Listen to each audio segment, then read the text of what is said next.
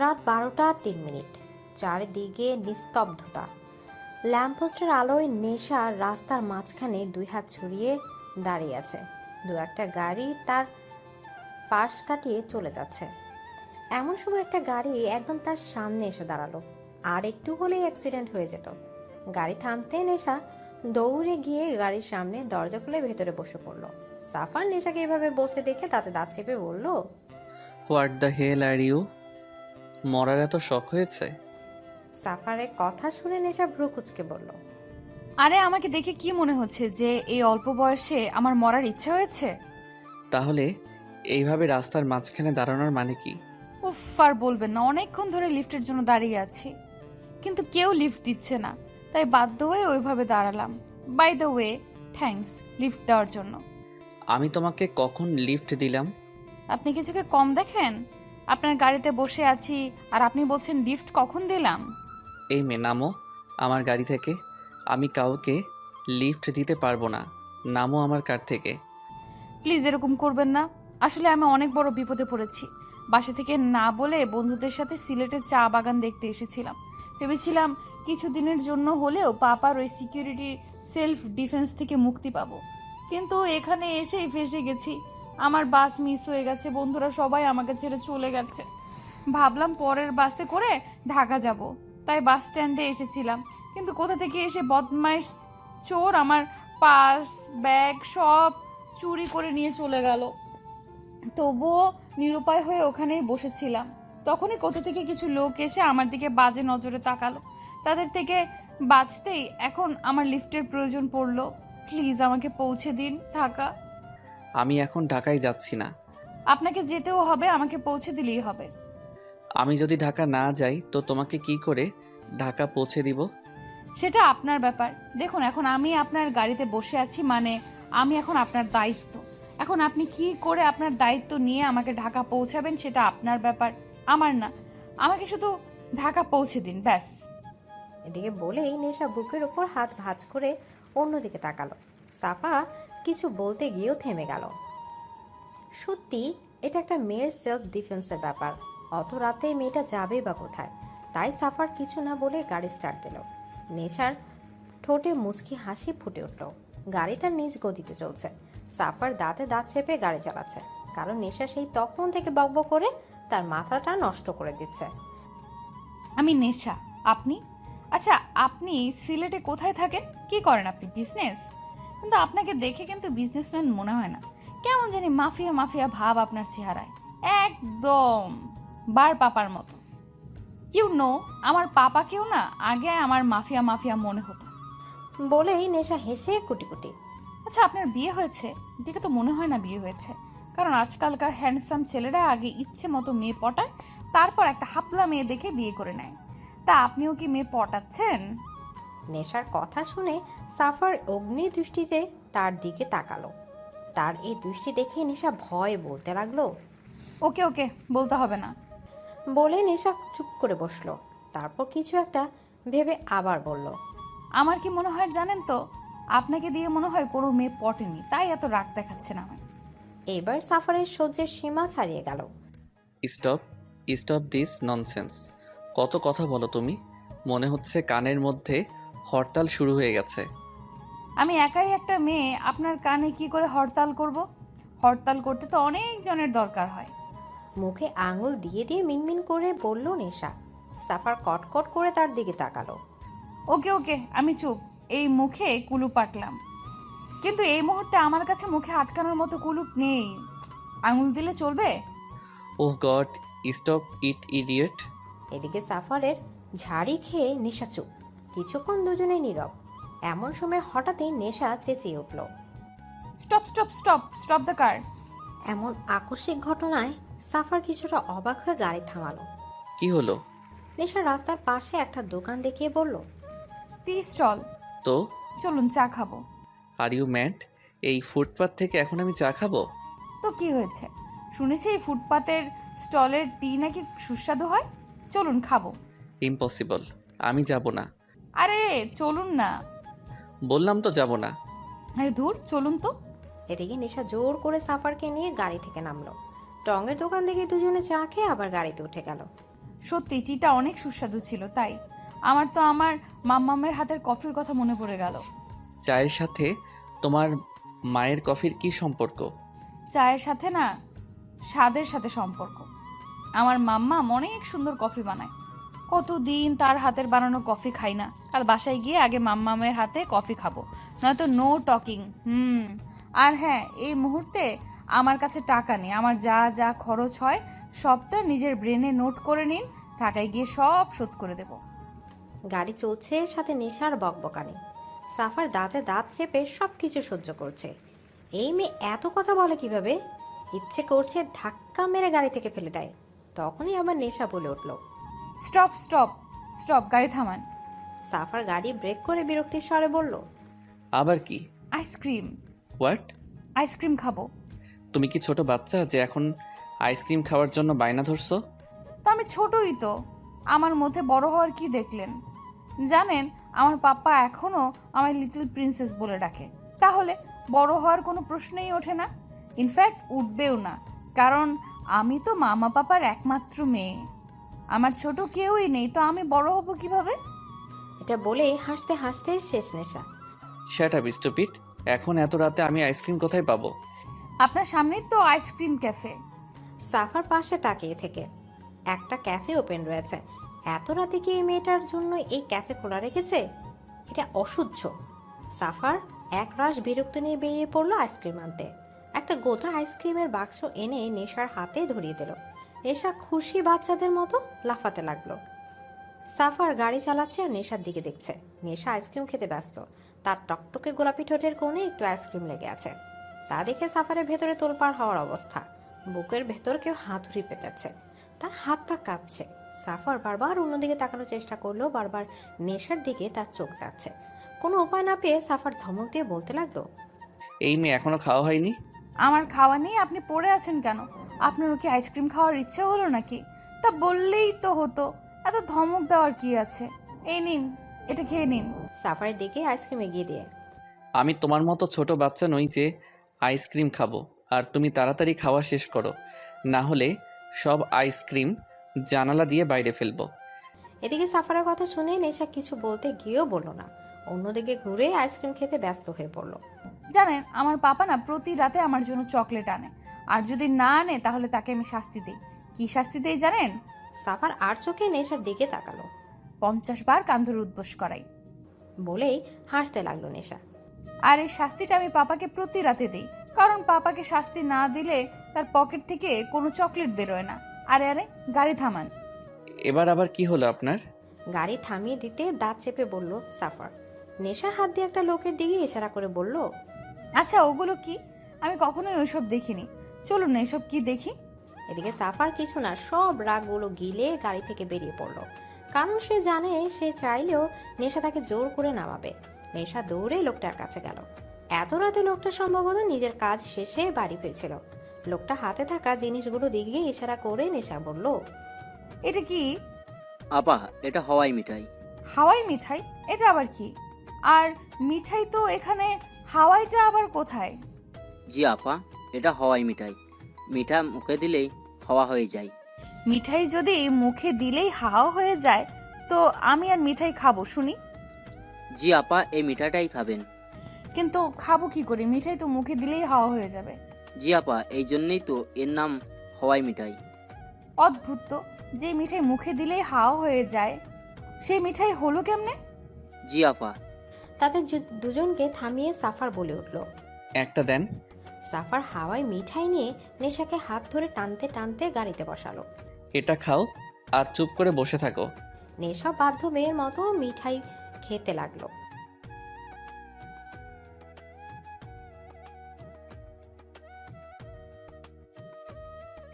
এদিকে আচমকা এমন একটা কথায় সাফার মুহূর্তেই নিজের হার্ট বিট মিস করলো। এই মেয়ে বলেছে কি? এই মেয়ে কি বোঝে না এত রাতেও একা একটা মেয়ে আর সাফার একটা ছেলে একসাথে আছে? এমনিই সাফারে কেমন কেমন যেন লাগছে। তার মধ্যে নেশার এই কথায় সাফারের প্রায় দম বন্ধ হয়ে আসছে। আপনি সত্যি খুব সুন্দর। কেন যে আপনাকে দিয়ে কোনো মেয়ে পটলো না কে জানে। সাফার শক্ত হয়ে গাড়ির স্টিয়ারিং চেপে ধরে বলল, শ্যাট আপ। আরে সত্যি বলছি, আপনি সত্যিই খুব সুন্দর। আপনি যদি আমাকে পটানোর চেষ্টা করতেন না, তাহলে আমি নিশ্চিত পটে যেতাম। কথা শেষ করার আগেই সাফার এক হাতে নেশার কোমর আর অন্য হাতে তার পেছনে চুল আঁকড়ে ধরে ঠোঁটে ঠোঁট ডুবিয়ে দিল। গাড়ি তার নিজ গতিতে চলছে। নেশার চোখ বড় বড় করে সাফারকে দেখছে, আর সাফার ধীরে ধীরে নেশায় ডুবে যাচ্ছে। কিছুক্ষণ পর সে নেশাকে ছেড়ে আবার গাড়ি চালানোতে মন দিল। নেশা পিঠ সেটে হেলান দিয়ে বসে জোরে জোরে শ্বাস নিতে লাগলো। কি হলো ওটা? সাফার তাকে ভাবতে নেশার শরীরে লোম দাঁড়িয়ে যাচ্ছে। প্রায় অনেকক্ষণ হলো নেশা টু শব্দটিও করছে না। এখন সাফারে কেমন যেন ফাঁকা ফাঁকা মনে হচ্ছে, যেন এই কিছু সময়ে তার নেশার অভ্যাস হয়ে গেছে। সাফার ধীরে ধীরে নেশার দিকে তাকাতেই দেখে সে সিটে হেলান দিয়ে ঘুমিয়ে পড়েছে। ল্যাম্পপোস্টের আলোয় নেশার চেহারার এক মায়া ধর দিয়েছে, যেটা দেখার লোভ সামলাতে পারছে না সাফার। গাড়ি থামিয়ে এক দৃষ্টিতে নেশার দিকে তাকিয়ে রইল। কি মায়া এই মুখে! ঘুমন্ত অবস্থায় যেন নেশাকে সদ্য ফোটা পদ্মার কলি মনে হচ্ছে। নেশাকে দেখে সাফারের মধ্যে এক নেশা কাজ করতে ইচ্ছা করছে, তার ঠোঁটটা আরেকটু ছুঁয়ে দিতে ইচ্ছা করছে, কিন্তু পরক্ষণে নিজেকে সামলে অন্যদিকে তাকালো। কি ভাবছে সে এসব? একটা ঘুমন্ত মেয়েকে সেইভাবে দেখছে।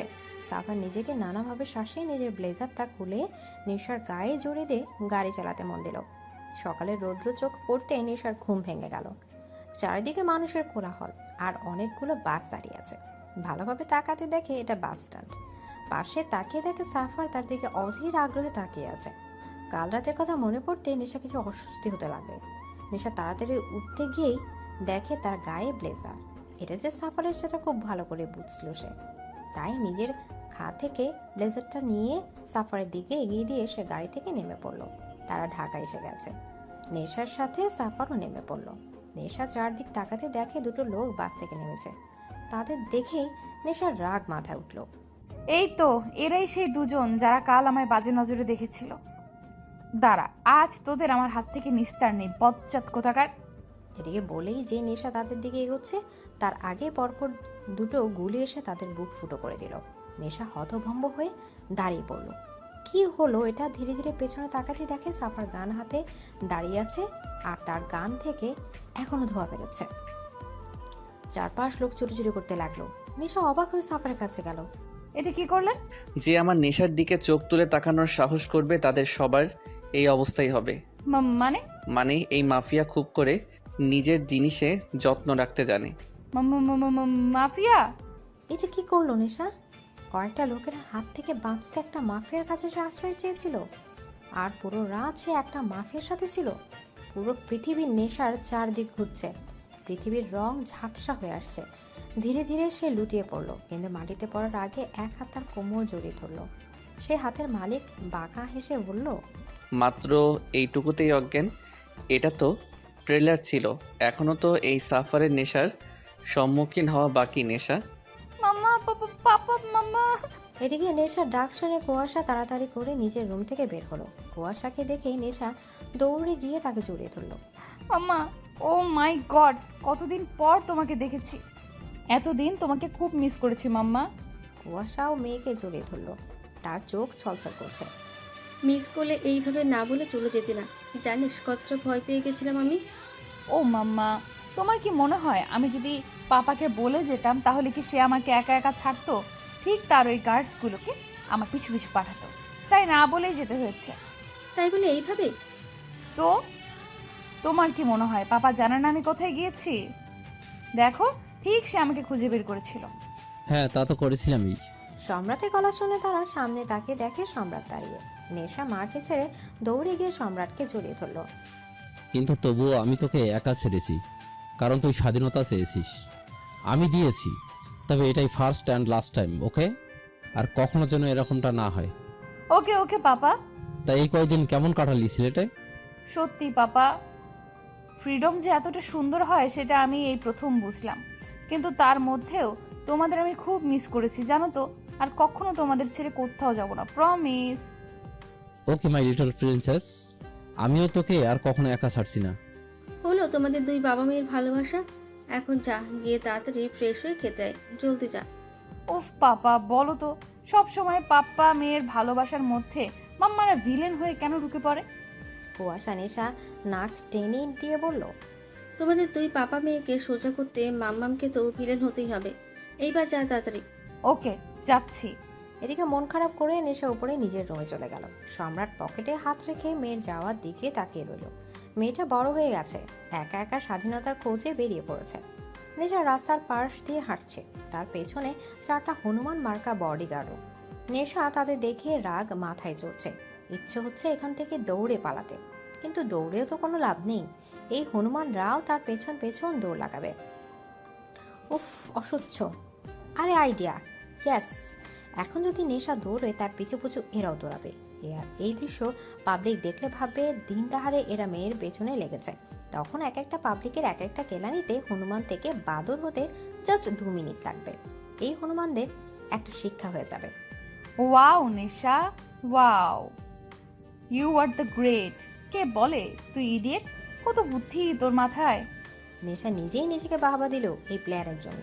সে একবার এদিক ওদিক দেখে দিল একদম। আরে ম্যাডাম, কই যান? দাঁড়ান, কোথায় যাচ্ছেন ম্যাডাম?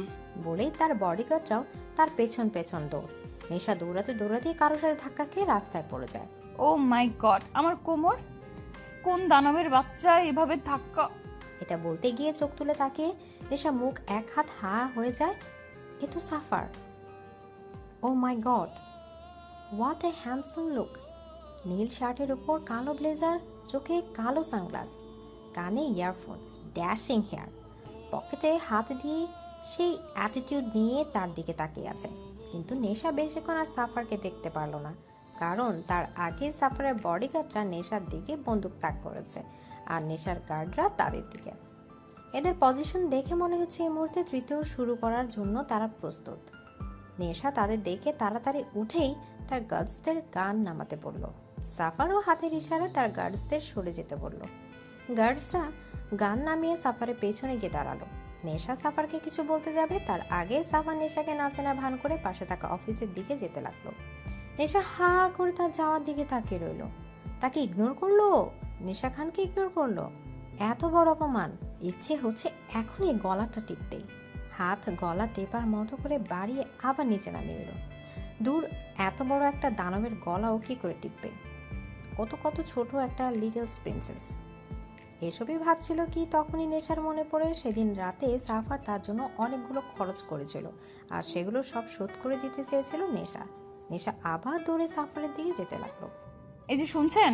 হ্যালো, এই মিস্টার, শুনছেন? কিন্তু সাফা নেশার ডাক না শুনে অফিসের ভেতর ঢুকে গেল, আর সাফারের গার্ডসরা নেশা ওখানে আটকে রাখলো। রাগে দুঃখে নেশা আবার পিছিয়ে গেল। এত তাড়াতাড়ি একটা মানুষ কি করে একটা মানুষকে ভুলে যেতে পারে? তার উপর এভাবে ইগনোর করলো। সেদিন খুব বলেছিল আমার নেশার দিকে তো চোখ তুলে তাকাবে, তাদের সবার একই অবস্থা হবে। আর আজকে ভুলে গেল। নেশার চোখের জল চলে গেল। সে চোখের জলটা মুছে হাঁটাতে লাগলো। হাঁটতে হাঁটতে আবার থেমে গেল। আচ্ছা, সে হাঁটছে কেন? পেছনে ফিরে গার্ডসের দিকে রাগে লুক করে নিক্ষেপ করলো আর বলল, আমরা হাঁটছি কেন? জি ম্যাডাম, ভার্সিটি থেকে ফেরার সময় আমাদের গাড়ি নষ্ট হয়ে যায়, আর আপনিও জেদ ধরেন হেঁটে হেঁটে বাড়ি ফেরার জন্য। তো আমি যা বলবো তোমরা কি তাই করবে? আমার কথা শোনার জন্য পাপা তোমাদের কাজে রেখেছে। সব সময় শুধু পিছু পিছু ঘুরে বেড়াও। মেয়েদের পিছু পিছু ঘুরতে খুব ভালো লাগে, তাই না? জি মানে না ম্যাডাম। Shut up! এক্ষুনি ড্রাইভারকে ফোন করো আর গাড়ি নিয়ে আসতে বলো। Hurry up! Okay madam. নেশা বুকে হাত ভাঁজ করে অন্যদিকে তাকিয়ে মুখ চেপে হাসছে। আছে খুব করে এই হনুমানদের জব্দ করতে পেরেছে। আর তো লাফানোর ইচ্ছা হচ্ছে। হি হি। লিফট খুলতে সাফার ওখান থেকে বেরিয়ে সামনের 104 নম্বর ওয়ার্ডে ঢুকে পড়ে, আর তার গার্ডরা তার পিছু পিছু এসে দরজার সামনে দু দিকে দাঁড়িয়ে পড়ে। রুমের মধ্যে বড় টেবিলের দুপাশে বেশ কয়েকজন নামকরা বিজনেসম্যান বসে আছে। সাফার সোজা টেবিলের মাথায় গিয়ে 2 হাত টেবিলে গিয়ে একটু বুকে দাঁড়ায়। এদের সবাইকে সাফারের লোক ভয় দেখিয়ে এখানে এনেছে। বিজনেসম্যানদের মধ্যে একজন বলে উঠল, আমরা সবাই আপনার ডিল অ্যাকসেপ্ট করলাম, শুধু আমাদের ফ্যামিলি যেন কিছু না হয়। অবভিয়াসলি আমি আপনাদের ওপর সন্তুষ্ট থাকলে আপনারাও আপনাদের ফ্যামিলি নিয়ে সন্তুষ্ট থাকবেন। শুধু সম্রাট খানকে টপ বিজনেসম্যান থেকে পথের ভিখিরি বানাতে হবে। মার্কেটে ওনার ছোট বড় যত শেয়ার আছে সবগুলোকে ফার্স্ট আউট করতে হবে, সবগুলোর সেল ডাউন করতে হবে। আর এই জন্য আপনারা যা করার তাই করুন, আর আপনাদের প্রয়োজনীয়তা মিটিয়ে দেবার দায়িত্ব আমার। সাফা টেবিল থেকে হাত উঠিয়ে সোজা হয়ে দাঁড়িয়ে ব্লেজার ঠিক করতে করতে বলে, এনিথিং এলস? আপনি এত বড় একজন মাফিয়া হয়ে বিজনেসম্যান সম্রাট খানের ক্ষতি কেন চান? ওনার সাথে আপনার কি শত্রুতা? এদিকে একজন খুব উৎসাহ নিয়ে জানতে চাইল। সাফার আবার খুব জোরে টেবিলে 2 হাত রেখে দাঁতে দাঁত চেপে বলল, যা করতে বলা হয়েছে আপনি শুধু সেটুকুতেই মন দিন। বেশি এক্সাইটমেন্ট আপনার জন্য খুব খারাপ হতে পারে। সাফারের ভয়ঙ্কর রূপ দেখে সবাই দমে গেল। সাফার একবার সবার দিকে চোখ বুলিয়ে সোজা হয়ে দাঁড়িয়ে আছে। নিজের ব্লেজার ঠিক করতে করতে রুম থেকে বেরিয়ে গেল। সাফার অফিস থেকে বেরোতেই তাড়াতাড়ি গার্ডস এসে গাড়ির দরজা খুলে দিল। সাফার গাড়িতে বসতেই গার্ডসরা কার স্টার্ট দিল। গাড়ি চলতে চলতে হঠাৎ মাঝ রাস্তায় থেমে যায়। সামনে কতগুলো সাদা গাড়ি এসে দাঁড়িয়েছে। গাড়িগুলো দেখে সাফারের ঠোঁটে বাঁকা হাসি ফুটে উঠল। গার্ড এসে গাড়ির দরজা খুলে দিতে সাফার গাড়ি থেকে নেমে সামনে যায়। সম্রাট পকেটে হাত রেখে গাড়ির সামনে দাঁড়িয়ে আছে। সাফার সম্রাটের সামনে যেতে সম্রাট বলে ওঠে, খুব ভালোই চাল চলেছ, কিন্তু একটা কথা কান খুলে শুনে রাখো, এই সম্রাট এমনি এমনি এত দূর আসেনি। নিজের বিজনেস কিভাবে হাতে রাখতে হয় তা আমি খুব ভালো করেই জানি। ট্রাই করতেই পারেন, কিন্তু সাফার চৌধুরীর হাত থেকে আপনার মুক্তি নেই। তিলে তিলে শেষ করব আপনাকে। আমার বাবার খুনের প্রতিশোধ খুব নিখুঁতভাবেই নেব আমি। গম্বুজ ভুল করেছিল, আমি তার শাস্তি দিয়েছি শুধু। আর সেই শাস্তির পরিণামটা এখন আপনাকে ভুগতে হবে। ভুলে যেও না, আমিও একসময় এই কালো দুনিয়ার কিং ছিলাম। ওই কালো দুনিয়া থেকে বেরিয়ে এসেছি বলে যে সবকিছু ভুলে গেছি তেমনটা একদম ভেবো না। ছিলেন হয়তো আপনি কিং, কিন্তু এখন এই দুনিয়ার কিং আমি। আর এই কিং কী করে নিজের প্রতিশোধ নেয় সেটা এখন দেখবেন আপনি। Just wait and watch. বলেই সাফার 2 হাত দুলাতে দুলাতে ওখান থেকে চলে আসে। সম্রাট সাফার যাওয়া দিকে তাকিয়ে রইল। একসময় সে কুয়াশাকে কথা দিয়েছিল যে এই দুনিয়ায় সে আর ফিরবে না, কিন্তু তার অতীত তাকে আবার ওই দুনিয়ায় টেনে নিয়ে যাচ্ছে। কুয়াশা নেশা খাইয়ে দিচ্ছে আর নেশা বকবক করছে। জানো মাম্মা, আজ না ভার্সিটি থেকে ফেরার সময় ওই লোকটার সাথে দেখা হয়েছিল। কোন লোকটা? আরে বলেছিলাম না যে সেদিন রাতে আমাকে লিফট দিয়েছিল, উনি। তুই তো বলেছিলি ও একটা মাফিয়া। হ্যাঁ তাই তো, কিভাবে আমার সামনেই থাক ওই বাজে লোক দুটোর বুকে গুলি মেরে ফুটো করে দিয়েছিল। বেশ করেছে। কি রকম আমার দিকে বাজে নজরে তাকাচ্ছিল, পারলে আমার উপর উঠে যেত। ইচ্ছে করছিল ওখানে মাথায় গুলি মেরে খুলি উড়িয়ে দিই। তবে আমার কাজটা উনি করে দিয়েছিলেন, ভালোই হলো তাই না? মানুষ খুন করা ভালো কি করে হলো? আর দেখা হলো, কি বললেন উনি? ধুর, এটাই সমস্যা। কিছুই তো বললেন না উনি, ফুল ইগনোর করে চলে গেলেন। হয়তো মনে নেই তোর কথা। মনে নেই মানে? মনে থাকবে না কেন? এই আমি যদি 1 ঘন্টা একজনের সাথে থাকি, তবে তার কাছে আমি অমর বকবকানির নামে চিরস্মরণীয় হয়ে থাকি। আর সেখানে তো ওনার সাথে পুরো 1 রাত বকবক করেছি। তাহলে এত তাড়াতাড়ি উনি কি করে আমায় ভুললেন? আচ্ছা, ভুলেছে তো ভুলেছে, এতে কি বা আসে যায়? আসে যায়, অনেক কিছুই আসে যায়। মানে আমি কিছু জানি না, তবে ওনার ইগনোর কেন জানি আমি কিছুতেই মেনে নিতে পারছি না। কথাটা শোনার সাথে সাথে কুয়াশার বুক ধক করে ওঠে। কি বলছে নেশা? তাহলে নেশা শেষে একজন মাফিয়ার? আর কিছু ভাবার আগে কোথা থেকে সম্রাট এসে ডাইনিং টেবিলে নেশার পাশে এসে বসে। কি কথা হচ্ছিল শুনি? কিছু না বাপ্পা, তুমি এতক্ষণ কোথায় ছিলে? এই তো এখানেই। সো মিসেস খান, শুধু কি মেয়েকেই খাওয়াবেন নাকি আমাকে একটু ভাগ দেবে? কেন হবে না, এই তো দিচ্ছি। বলে সম্রাটের জন্য খাবার খুলতে যাবে, তখনই সম্রাট বলে ওঠে, আরে এ কি করছো? আমি নিজে খাচ্ছি না, আমাকেও খাইয়ে দাও। কি, আপনি কি ছোট বাচ্চা যে আপনাকে খাইয়ে দিতে হবে? বাড়ির ছোট বাচ্চা নই তো কি হয়েছে, তোমার স্বামী তো। মেয়ের সামনে কি শুরু করলেন বলুন তো? ওমা, প্রিন্সেস আছে তো কি হয়েছে? এত আবার ফুর্তি তোমার ভালোবাসা? নেশা খিটখিটে হাসতে লাগলো। আপনি চুপ করবেন? Okay little princess, close your eyes. তোমার মাম্মাস লজ্জা পাচ্ছে। ওকে। নেশা জলদি নিজের চোখ কটকট করে বন্ধ করে নিল। এবার তো কোনো প্রবলেম নেই, এবার দাও তো, খুব খিদে পেয়েছে। উফ, এরা বাবা মেয়ে 2 এক। কুয়াশা 1 ঘন্টে রাগ নিয়ে সম্রাটকে খাইয়ে দিল। আর সম্রাট কুয়াশার রাগে লুক দেখে একটু হেসে চোখ টিপ দিল। এদিকে নেশা রেস্টুরেন্টে বন্ধুদের সাথে বসে আছে, আর তার গার্ডসরা কিছু দূরে দাঁড়িয়ে আছে। তারা চুপচাপ কথা বলছে আর লাঞ্চ করছে। এমন সময় তার এক ফ্রেন্ড বলে উঠল, হে গাইস, ছেলেটাকে দেখ, হোয়াট এ হ্যান্ডসাম। ইচ্ছে হচ্ছে টুপ করে গিলে ফেলি। তার কথা শুনে নেশা পেছনে তাকালো। ও মাই, যে সাফার! সাফার তার গার্ডদের নিয়ে রেস্টুরেন্টে ঢুকছে। ও রেস্টুরেন্টে কি করছে?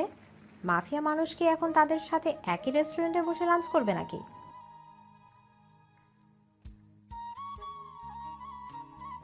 এদিকে নেশা তার বন্ধুদের কথা শুনে চট করে তাদের দিকে তাকালো। কি খারাপ নজর! ইচ্ছে করে সব নুডলস ওদের মাথায় ঢালে। এরা যে তার বন্ধু ভাবতে নেশা গা গুলে যাচ্ছে। কিরকম একটা ছেলের সম্পর্কে কমেন্ট করেছে, তার উপর আবার সাফারকে নিয়ে বলা কোনো কথাই তার সহ্য হচ্ছে না। রাগে গা জ্বলে যাচ্ছে তার। সাফার রেস্টুরেন্টের ভেতর ঢুকে নেশার সামনে সিটে গিয়ে দাঁড়ায়, আর তার গার্ডরা সেই সিটে বসে থাকা একটা লোকের দিকে বন্দুক তাক করে। সাফারকে ওখানে দাঁড়াতে দেখে সিটে বসে থাকা একজন লোক ভয়ে ভয়ে উঠে দাঁড়ায়। সাফার সব কিছু সহ্য করতে পারলেও ধোঁকা সহ্য করে না। আমার সব ডিটেলস, আমার গোপনে সম্রাট খানকে দেওয়ার মতো ধোঁকা দিয়েছিস তুই আমাকে, আর শাস্তি খুব ভয়ানক হবে। সরি স্যার, এবারের মতো ক্ষমা করে দিন, আর এরকম হবে না। এবারের মতো ক্ষমা করে দিন প্লিজ স্যার, প্লিজ। সাফারের কাছে একটা ভুলই তার ফার্স্ট অ্যান্ড লাস্ট ভুল হয়। সাফার অন্যদিকে তাকায়। Shoot him. এদিকে কথাটা বলার সাথে সাথে গার্ডরা ওই লোকের শরীর গুলিতে ছাতরা করে দেয়। ইতিমধ্যে রেস্টুরেন্টের সবাই পালাই করছে। সেখানে দুটি পুলিশও ছিল। সাফারকে দেখে তারা ভয়ে পিছিয়ে যায়। নেশা থ মেরে দাঁড়িয়ে আছে, সবকিছু মাথার উপর দিয়ে যাচ্ছে। সাফারের কথা তো তার কানেই আসেনি, কিন্তু সাফারের রাগী লোক দেখে সে বুঝেছে হয়তো কোনো বড় ভুল করেছে এই লোকটা। গাছরা এসে নেশাকে ঘিরে রেস্টুরেন্ট থেকে বের করতে এলে নেশা চট করে বলে ওঠে, আমি ওয়াশরুমে যাব। পরে যান ম্যাডাম, এখন এখান থেকে চলে যান। আমি এক্ষুনি যাব। Madam please. বললাম তো আমি এক্ষুনি যাব, মানে এক্ষুনি যাব। এদিকে গাছরা উপায় না পেয়ে নেশাকে রেস্টুরেন্টের ভেতর নিয়ে যায়। নেশা লেডিস টয়লেটে ঢুকে পড়ে, আর গাছরা দরজার বাইরে দাঁড়িয়ে থাকে। নেশা তাড়াতাড়ি নিজের গলার স্কার্ফ দিয়ে হিজাব বাঁধে আর নিজের জ্যাকেট খুলে উল্টো করে পড়ে। জ্যাকেটের উপর কালো হলেও ভেতরে রং ধূসর। তারপর নিজেকে একদম ফিট করে নেশা বেরিয়ে আসে। প্রথমে গার্ডসদের দেখে নেশা থমকে যায়, কিন্তু গার্ডরা তাকে চিনতে না পারে লাফ দিয়ে নাচতে নাচতে ওখান থেকে চলে আসে। বাইরে এসে দেখে সাফার গাড়িতে চড়ে চলে যাচ্ছে। তা দেখে নেশা দৌড়ে গাড়ির পিছু করতে লাগে। হ্যালো হ্যালো মিস্টার, শুনছেন? গাড়ি থামান। এই যে মিস্টার। ফুড নেশা, তুই এত ইডিয়েট কেন? পুরো এক রাত ওনার সাথে জার্নি করলি, অথচ এখন পর্যন্ত ওনার নামটা পর্যন্ত জানিস না। উফ। হ্যালো, গাড়ি থামান। হ্যালো ব্ল্যাক কার। কিন্তু কে শুনে কার কথা? গাড়ি তার মন মতো চলছে, আর নেশা তার পিছু পিছু দৌড়াচ্ছে। দৌড়াতে দৌড়াতে নেশার স্কার্ফ খুলে যায়। দুপুরে কড়া রোদ তার মাথায় এসে পড়েছে। হাঁপিয়ে উঠে নেশা তার এক সময় থেমে যায়। হাঁটুতে হাত দিয়ে জোরে জোরে নিঃশ্বাস নিতে লাগে। সাফার জানালায় হাত রাখতে গিয়ে সামনে জানালায় থাকা আয়নার দিকে পেছনে নেশা হাঁফাচ্ছে। সাফার তাড়াতাড়ি গাড়ি থামায়। গাড়ি থামতে সাফের গাড়ি থেকে নেমে পড়ে। সাফারকে গাড়ি থেকে নামতে দেখে নেশার ঠোঁটের কোণে হাসির লেখা ফুটে ওঠে, কিন্তু বেশিক্ষণ নিজেকে ধরে রাখতে পারে না। এর আগে কখনোই সে এতটা দৌড়ায়নি। তার উপর এই কড়া রোদ আর সহ্য হলো না। মাথা ঘুরে ওখানেই পড়ে গেল।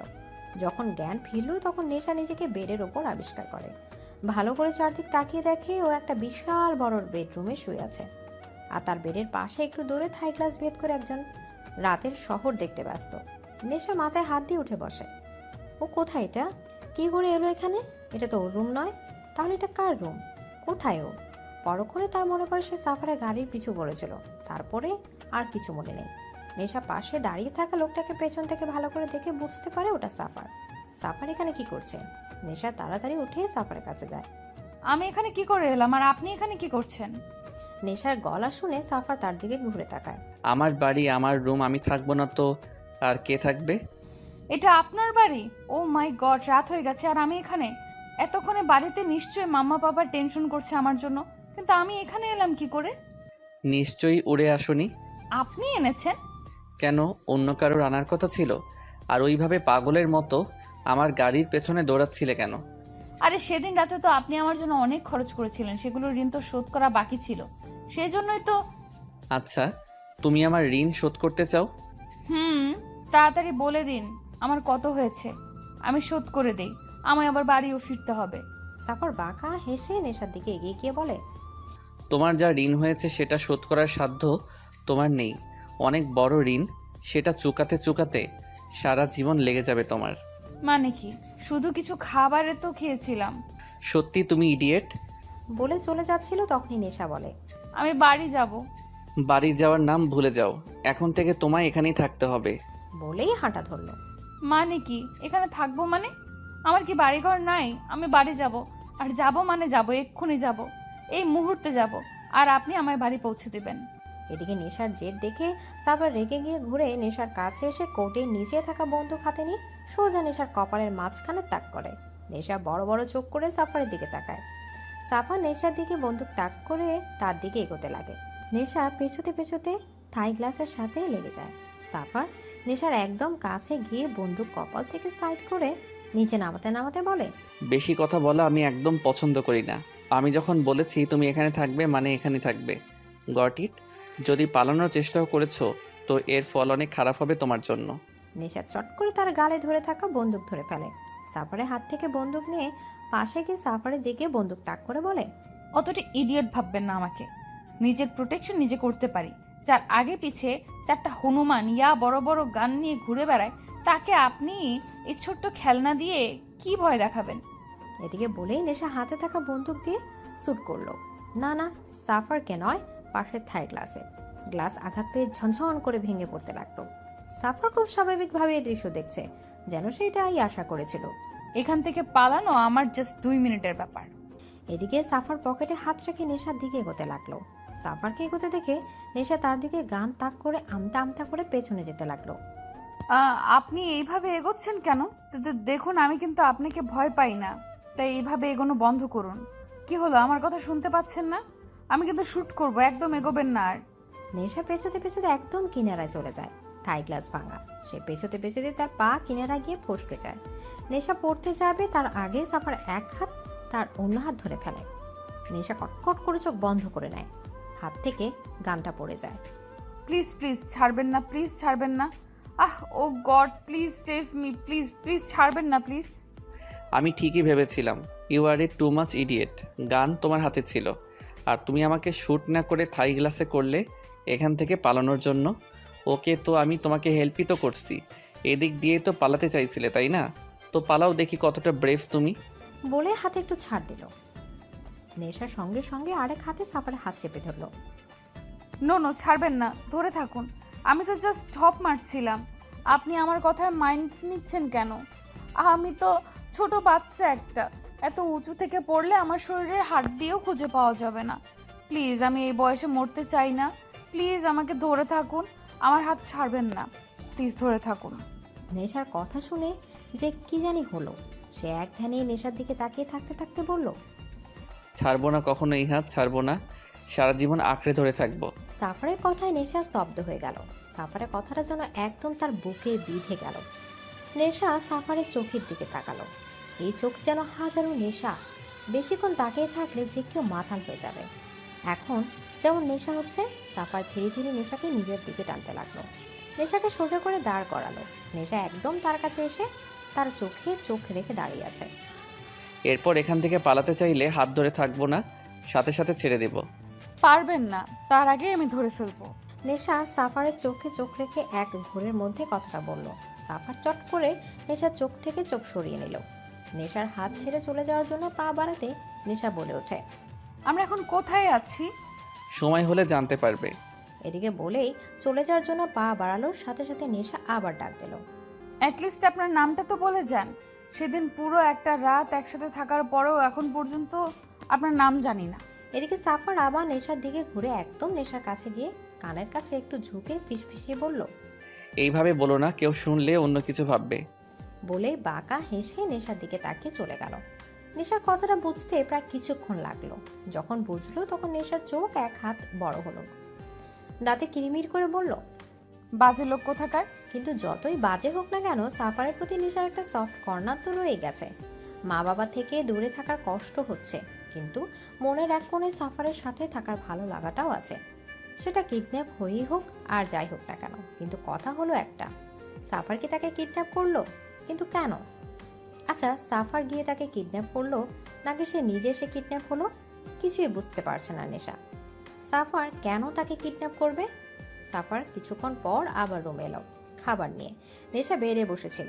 নেশার সামনে খাবার রেখে বলল, খেয়ে নাও। এদিকে নেশা একবার খাবারের দিকে তাকিয়ে আবার চোখ ফিরে নিয়ে বলল, খাবো না। যদিও খিদে পেয়েছে তবু কিডন্যাপ বলে কথা, একটু তো দর দিতেই হয়। বেশি ন্যাকামো না করে চুপচাপ খেয়ে নাও। বললাম তো খাবো না। সাফার এবার একরাশ বিরক্তি নিয়ে নেশার পাশে বসে প্লেট হাতে নিয়ে নেশার দিকে হাত বাড়িয়ে বলল, হা করো। নেশা অবাক হয়ে সাফারের দিকে তাকালো। কি হলো, হা করতে বলেছি? এদিকে নেশা সাফারের দিকে তাকিয়ে হা হয়ে আছে। সাফার তাকে খাওয়াতে লাগলো। নেশার মনে হচ্ছে সে যেন স্বপ্ন দেখছে। এই মুহূর্তে সে শুধু সাফারকেই দেখছে। তার খুব ইচ্ছে হচ্ছে এই মুহূর্তটাকে আটকে রাখার। ঘড়ির কাঁটাগুলো খুলে রাখার যেন সময়টা এখানে আটকে থাকে। সাফার তাকে সারা জীবন এভাবে খাওয়াতে থাকে, কিন্তু সারাদিন এভাবে খেলে তো সে মোটা হয়ে যাবে। আর মোটা হয়ে গেলে যদি সাফার আর তাকে খাইয়ে না দেয় তখন? না বাবা, সারা জীবন খাওয়ানোর কোনো দরকার নেই। নেশা আর খাবেই না। আর খাবো না। কেন? পেট ভরে গেছে। এই খাবারটা পুরোটা শেষ করতে হবে তোমায়। বললাম তো আর খেতে পারবো না। আর একটু খেলে পেট পুরো ফুটো হয়ে যাবে। এই মেয়ে শোনো, তোমাকে এখানে তুলে আনা হয়েছে। শ্বশুরবাড়ি আসনি যে আদর করে খাওয়ানো হবে।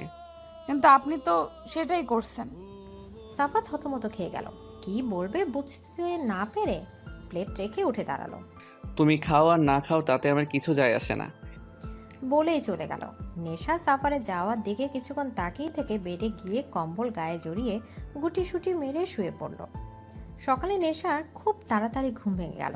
নেশা আড়মোড়া ভেঙে উঠে রুর দিকে পা বাড়ালো, বারান্দার দিকে। সকালের দৃশ্যটা কত সুন্দর। চারদিক পরিবেশ দেখতে দেখতে নেশা পাশে বারান্দার চোখ পড়তে দেখে সাফার তার দিকে এক নজরে তাকিয়ে আছে। সাফারকে দেখে নেশা আটকে উঠল। এলোমেলো চুল, ঘুম ঘুম চেহারা, গায়ে একটা গেঞ্জি মাত্র। নেশার বুক থক করে উঠল। ঘুম থেকে ওঠা মানুষকে যে এতটা সুন্দর লাগে তা নেশার জানা ছিল না। অন্যদিকে সাফারে যেন নেশার নেশা ধরে যাচ্ছে। এই মেয়েটাকে একদিন ঠিক পাগল করে ছাড়বে। এই মেয়ের প্রত্যেকটা রূপে নেশায় পড়ে সাফার। সদ্য ঘুম থেকে ওঠা নেশাকে দেখে সাফার ইচ্ছে হচ্ছে এখনই কাছে গিয়ে জড়িয়ে ধরে একটু আদর করে দেয়। সাফার দৃষ্টি নেশা দম বন্ধ করে দিচ্ছে, তাই ও তাড়াতাড়ি বারান্দা থেকে চলে গেল। রুমে এসেই যেন সে দম নিল। আর কিছু না ভেবে সোজা ওয়াশরুমে ঢুকে পড়ল। নেশা বেডের উপর টাওয়াল পরে বসে আছে। ওয়াশরুমে ঢোকার সময় তার মনেই ছিল না যে এখানে তার ড্রেস নেই। এখন এই টাওয়াল ছাড়া কিছু পরারও নেই। নেশা তার ড্রেস ধুয়ে শুকাতে দিয়েছে। শুকাতেই ওটা পরবে, কিন্তু ততক্ষণ তাকে এইভাবেই বসে থাকতে হবে। এমন সময় দরজা খোলার শব্দে নেশা বেড থেকে লাফিয়ে উঠে বেডশিট টেনে শরীরে জড়িয়ে নেয়। সাফার রুমে ঢোকার নেশার দিকে তাকাতে থমকে যায়। এই মেয়ের আবার কি হলো? এইভাবে বেডশিট জড়িয়ে রেখেছে কেন শরীরে? এই মেয়ে পাগল নাকি? এইভাবে বেডশিট জড়িয়ে রেখেছো কেন? সাফারের কথায় নেশার রাগ চরম পর্যায়ে উঠল। সে সাফারের দিকে এগোতে এগোতে বলল, যখন কিডন্যাপ করতে পারেন না তখন কিডন্যাপ করতে কে বলেছিল শুনি? তুলে এনেছেন অথচ এটা জানেন না যে যাকে তুলে নিয়ে যাচ্ছি তার জন্য ড্রেসের প্রয়োজন হয়। নেশার চড়া গলা শুনে সাফার রেগে দাঁতে দাঁত চেপে বলে, হোয়াট দ্য? আপনার ওয়াদ্দা আপনার কাছে এদিকে আর কিছু বলার আগে নেশার পা লেগে বেডশিট পড়ে যায়। নেশার চমকে উঠে নিজেকে আড়াল করতে সাফারকে গিয়ে জড়িয়ে ধরে। এই পুরো ঘটনায় সাফার পুরো থ মেরে গেছে।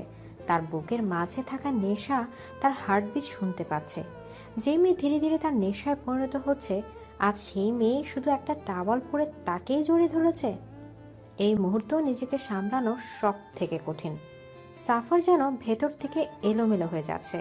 সাফার কোনো মতো নিজেকে সামলে বলল, ইডিয়েট, আমাকে জড়িয়ে না ধরে চুপচাপ ওয়াশরুমে গিয়ে বসে থাকো। আর যতক্ষণ পর্যন্ত আমি না ডাকবো ততক্ষণ ওয়াশরুম থেকে বেরোবে না। নেশা সাফারের বুক থেকে মাথা উঠিয়ে বলে, কেন? ওয়াশরুমে কেন? এদিকে নেশার কথা শুনে সাফার নেশার কোমর জড়িয়ে ধরে তাকে নিজের আরো কাছে টেনে এলো, বলল, কারণ আমি চাই না তোমাকে এইভাবে আমি ছাড়া অন্য কেউ দেখুক।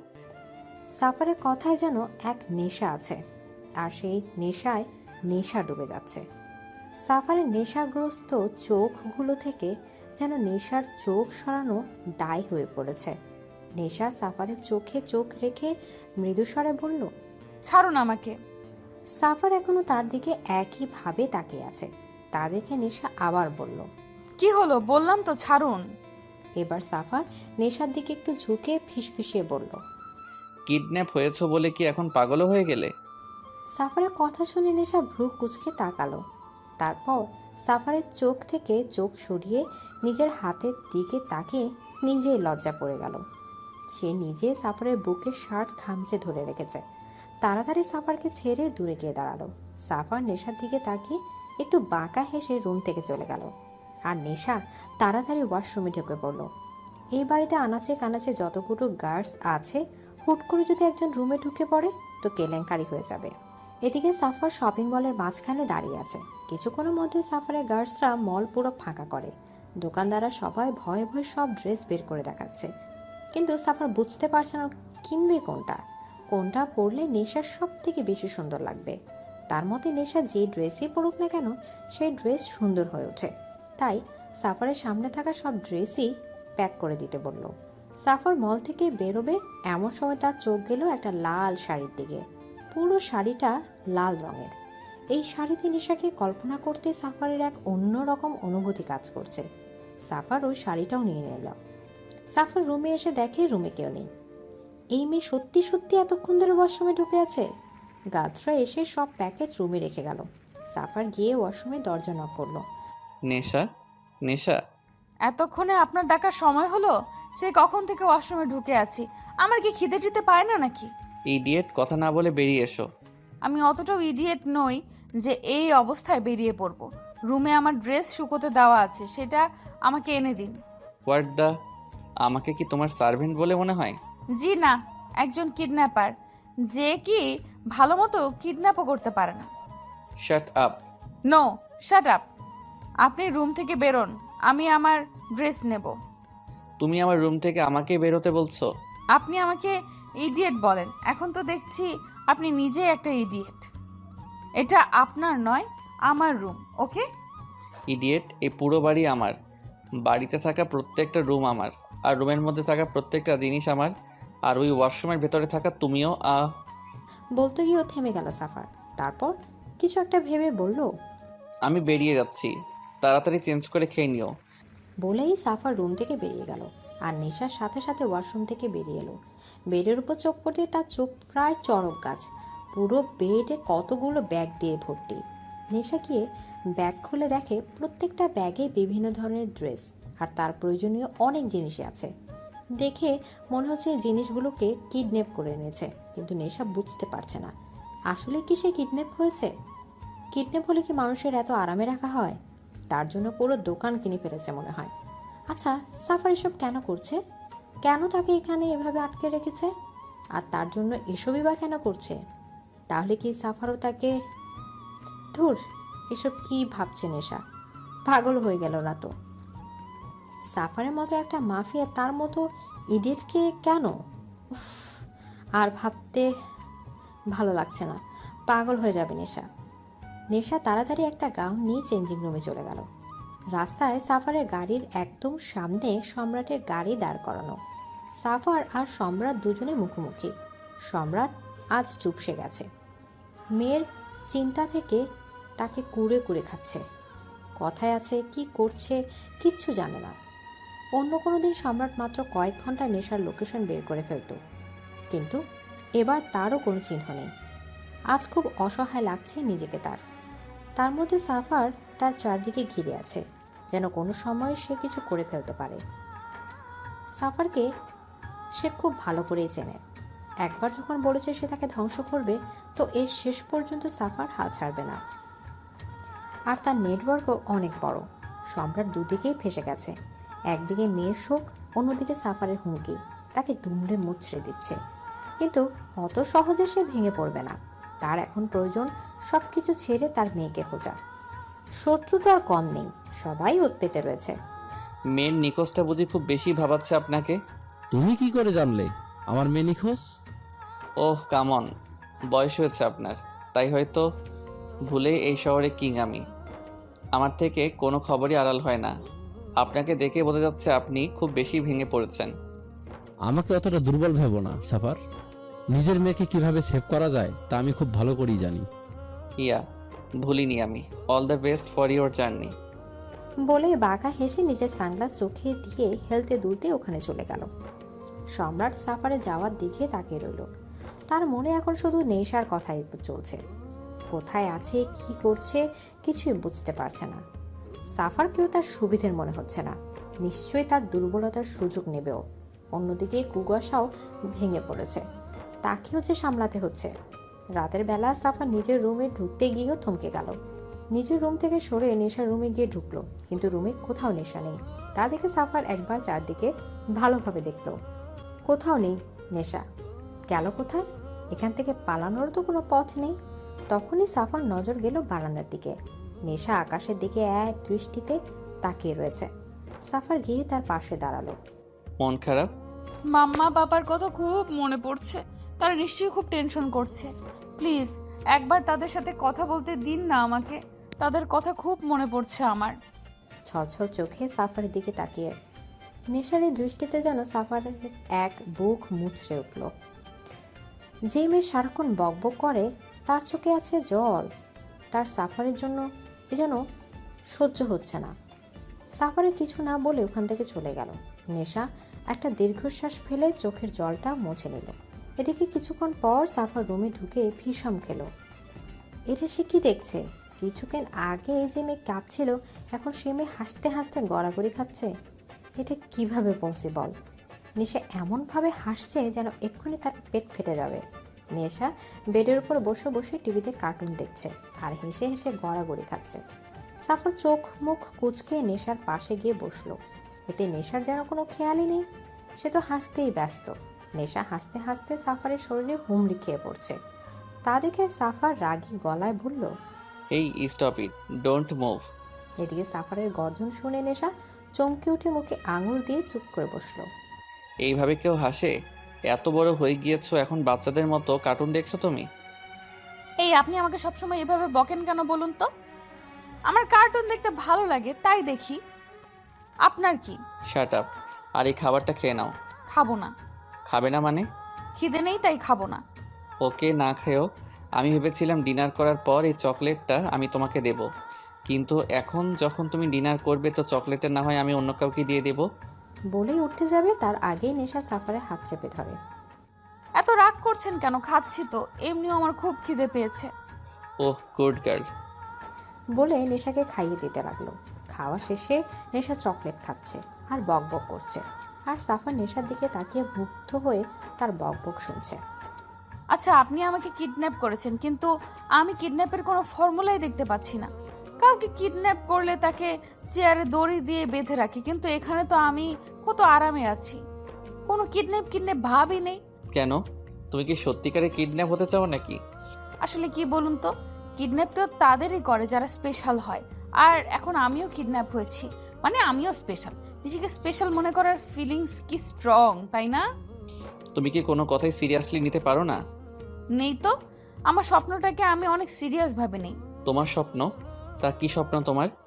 আমার স্বপ্ন কোনো একদিন এক রাজকুমার বাইকে চেপে এসে আমাকে নিয়ে যাবে। বাইকে চেপে? কিন্তু আমি যতদূর জানি রাজকুমার সবসময় ঘোড়ায় চেপে আসে। ওহো, ওটা সবার স্বপ্ন হয়। আমার স্বপ্ন আমার রাজকুমার বাইকে চেপে আসবে, এসব বড় বড় গাড়ি, গার্ড, রেপুটেশন এসবের মধ্যে না। আমি দেবে গেছি, আমি চাই খোলা আকাশে উঠতে, বাইকে বসে পুরো দুনিয়া উপভোগ করতে। নেশার কথা শুনে সাফার এক দৃষ্টি তার দিকে তাকিয়ে রইল। কতটা ইনোসেন্ট একটা, কিরকম একটা মোহ ফেলে দিচ্ছে তাকে। নেশা নামক মোহটা এখন সব সময় সাফারের চারদিকে জড়িয়ে রয়েছে। এমএ নেশা গেছে সাফারের, সত্যি খুব কঠিন জিনিস। না চেয়েও নেশার মাতাল হতে ইচ্ছে করে। নেশা সাফারকে এভাবে তাকিয়ে দেখে ভ্রু নাচিয়ে বলল, কি হলো? কি দেখছেন এইভাবে? সাফার কিছু না বলে এক হাত নেশার গালে রেখে বুড়ো আঙুল দিয়ে ঠোঁটের কোণে লেগে থাকে চকলেট মুছে দিল। নেশা সাফারে এমন স্পর্শে কেঁপে উঠল। সাফারের চোখের নেশা তাকে ঘায়েল করছে, সে নেশায় ডুবে যেতে চাইছে। হঠাৎ করে সাফার নেশাকে কোলে তুলে নিল। নেশা অবাক হয়ে সাফার গলা জড়িয়ে ধরল। সাফার নেশাকে বেডে ভালো করে শুইয়ে দিয়ে গায়ে কম্বল জড়িয়ে দিয়ে মাথার হাত বুলাতে বুলাতে বলল, ঘুমিয়ে পড়ো। কিন্তু নেশা এইভাবে সাফারের দিকে তাকিয়ে রইল। তা দেখে সাফার নেশার কপালে এক চুমু এঁকে দিল। এতে লজ্জায় নেশা চোখ বুজে ফেলল। সাফার বাঁকা হেসে সেখান থেকে চলে গেল। নেশা সে সকাল থেকে চেঁচাচ্ছে তার ওয়াশরুমে পানি নেই বলে, কিন্তু কেউ তার কথা কানে নিচ্ছে না। সাফারও না জানে কি করছে, যে সকাল থেকে এখনো নেশা রুমেই আসেনি। নেশা এবার একটু রাগ করে রুমের বাইরে গেল। দরজার দুদিকে দুটো গার্ড দণ্ডায়মান। তাদের দেখে নেশা চেঁচিয়ে বলতে লাগলো, আপনার মালিকের কি কালো টাকার অভাব পড়েছে যে এখন কলের মধ্যে ঘরা দেখা দিয়েছে? কেন ম্যাডাম, কি হয়েছে? কি হয়েছে মানে? এতক্ষণ ধরে চেঁচাচ্ছি, শুনতে পাচ্ছেন না? Sorry madam, room sound proof. What? তাহলে এতক্ষণ ধরে যে আমি চেঁচালাম তা শুধু শুধুই ছিল? খামোখা মাথা ব্যথা ধরালাম? ধুর, এত কথা বাদ সাত। এখন দেখুন আমার কলে পানি আসছে না কেন। ওকে ম্যাডাম, আমি দেখছি। একটা গার্ড চলে গেল। নেশা রুমে ঢোকার সময় পাশের রুমের দরজা খোলা দেখলো। ভেতরেও কেউ নেই মনে হচ্ছে। এই সুযোগে নেশা নিজের কাপড় নিয়ে পাশের রুমে চলে গেল। রুমে কেউ নেই। নেশা একটা স্বস্তির নিঃশ্বাস ফেলে ওয়াশরুমে ঢুকে পড়ল। দরজা নক করে সামনে তাকাতেই নেশার চোখ চড়ক গাছ। সামনে একজন দানব খালি গায়ে একটা প্যান্ট পরা অবস্থায় শাওয়ারে ভিজছে। সাফারে ভেজা খালি বুক দেখে নেশা স্তব্ধ। সাফারও কিছু অবাক হলো নেশাকে তার ওয়াশরুমে দেখে। ওয়াশরুমে ঢুকলে যে দরজায় লক করতে হয়, দরজা লক্ষ্য করে দিতে হয়, সেই ম্যানারও কি আপনার জানা নেই? জানি, কিন্তু ম্যানার ভুলে যাওয়ার ফল যে এতটা মধুর সেটা জানা ছিল না। মানে? এদিকে নেশা তাড়াতাড়ি বাইরে যাওয়ার জন্য দরজার লক খুলতে যাবে, তার আগে সাফার নেশার হাতে হ্যাঁচকা টান মেরে কোলে তুলে নিল। নেশা অবাক চোখে সাফারের দিকে তাকিয়ে রইল। সাফার নেশাকে শাওয়ারে নিচে এনে নামিয়ে দিল। নেশা মৃদু কণ্ঠে বলল, কি করছেন? ইস! নেশার ঠোঁটে আঙুল দিয়ে তাকে চুপ করিয়ে দিল।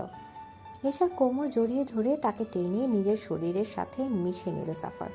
নেশার গালে ল্যাপটা থাকা ভেজা চুল গাল বেয়ে ছুঁয়ে পড়া মুষলধারার পানিগুলোর মাঝে সাফার ধীরে ধীরে ডুবছে।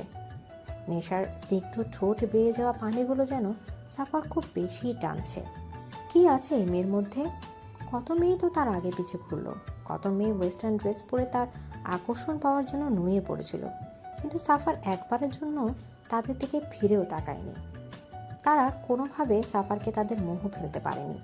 কিন্তু এই মেয়ে, এই সাধারণ মেয়েটার মাঝে কি এমন আছে যাতে সাফার বারবার নেশাগ্রস্ত হচ্ছে, মাতাল হয়ে যাচ্ছে? মারাত্মকই নেশা। সাফার খুঁজে পাচ্ছে এই মাতাল করা নেশাটা আসলে কি। সাফার নেশার গালে হাত রাখলো। নেশা কেঁপে উঠল। সাফারের এই মাতাল করা দৃষ্টি সে নিজেই মাতাল হয়ে যাচ্ছে। বুকে টিপ টিপ শব্দটা যেন গর্জন করছে। ডুবে যাচ্ছে সে সাফারের মাঝে।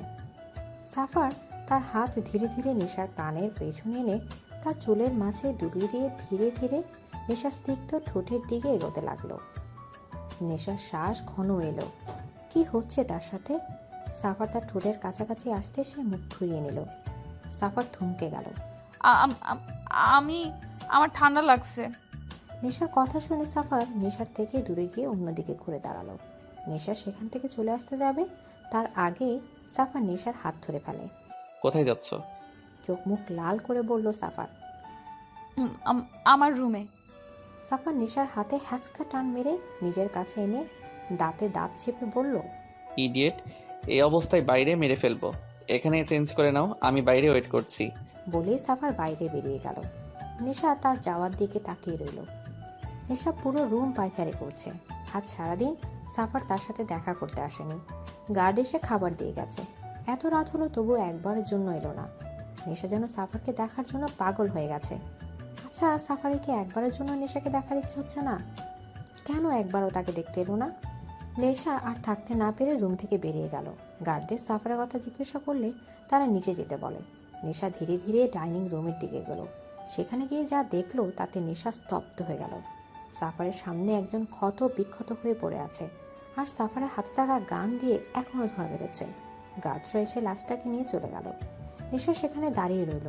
কিছুক্ষণ পর সাফার নিজের রুমে যাওয়ার জন্য উপরে আসতেই নেশাকে দেখে থমকে গেল, কিন্তু কিছু না বলে আবার হেঁটে নিজের রুমে চলে গেল। নেশা সাফারের পিছু পিছু যেতে লাগলো।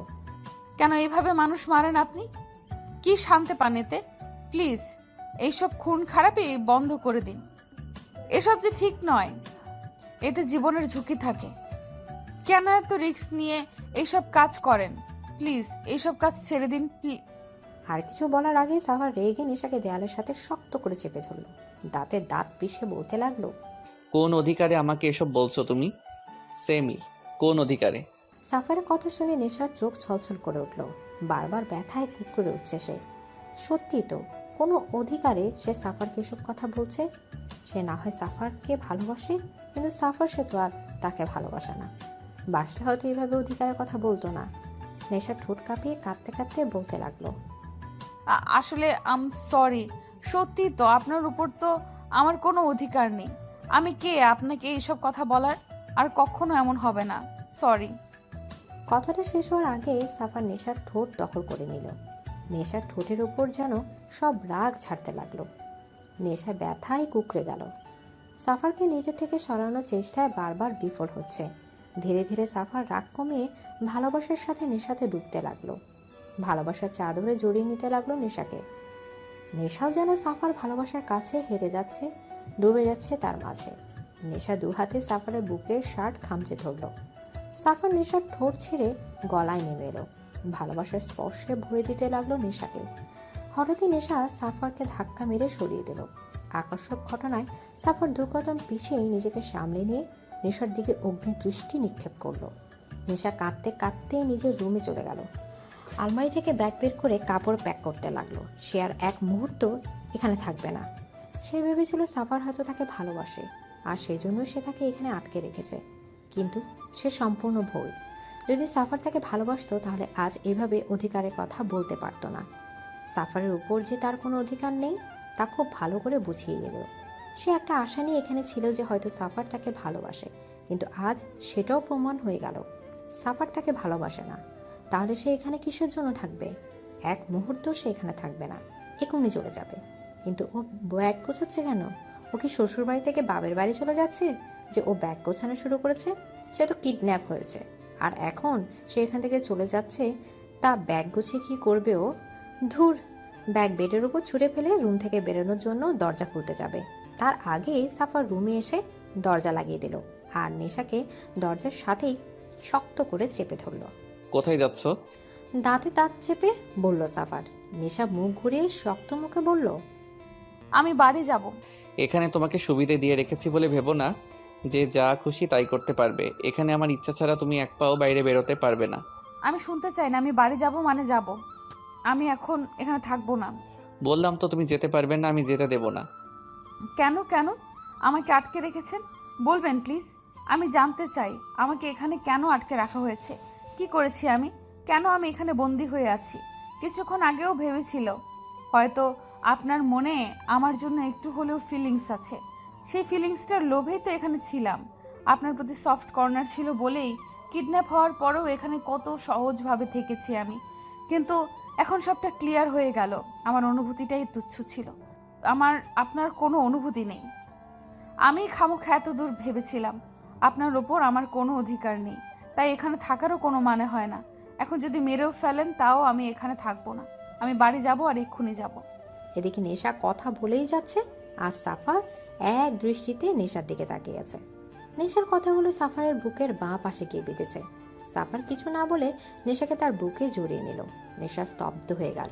ইডিয়েট, এতদিনে এটাও বোঝোনি how much I love you. ভালোবাসি তোমাকে, বোঝো না তুমি? তোমার এত কাছে এসে তোমাকে বুঝিয়ে দিলাম আমার উপর তোমার অধিকার কি, তাও বুঝলে না ইডিয়েট। ভালোবাসি নেশা, খুব ভালোবাসি তোমাকে। সাফারের কথাগুলো নেশার নাক টেনে কাঁদতে লাগলো।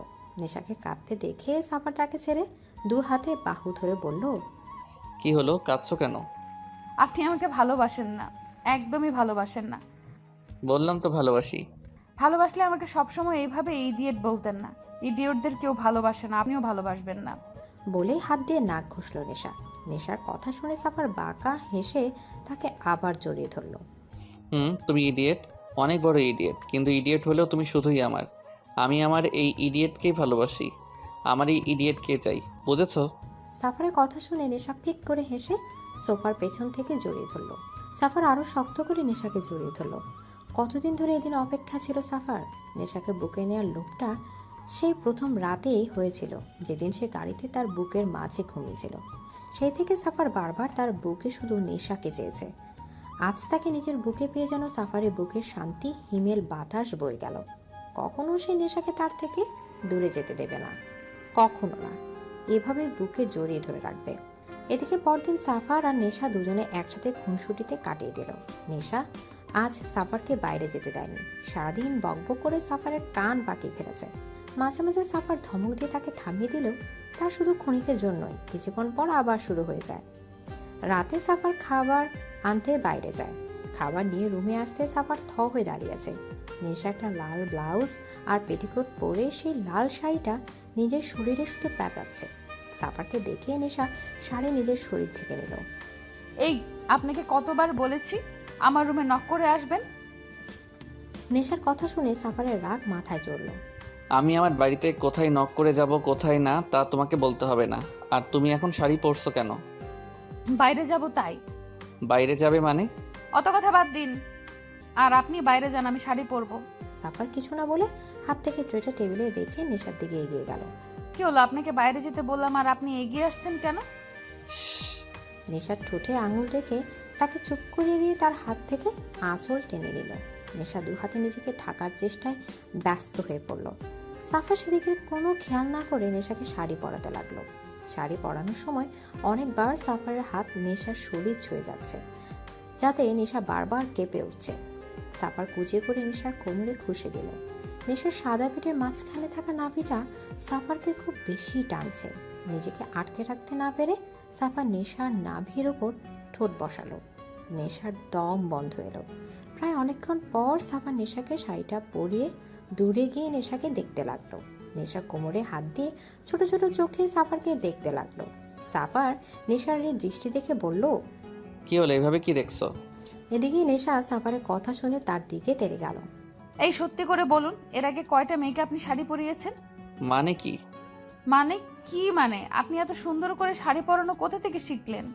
নিশ্চয়ই এর আগে কোনো মেয়েকে এভাবে শাড়ি পরিয়েছেন।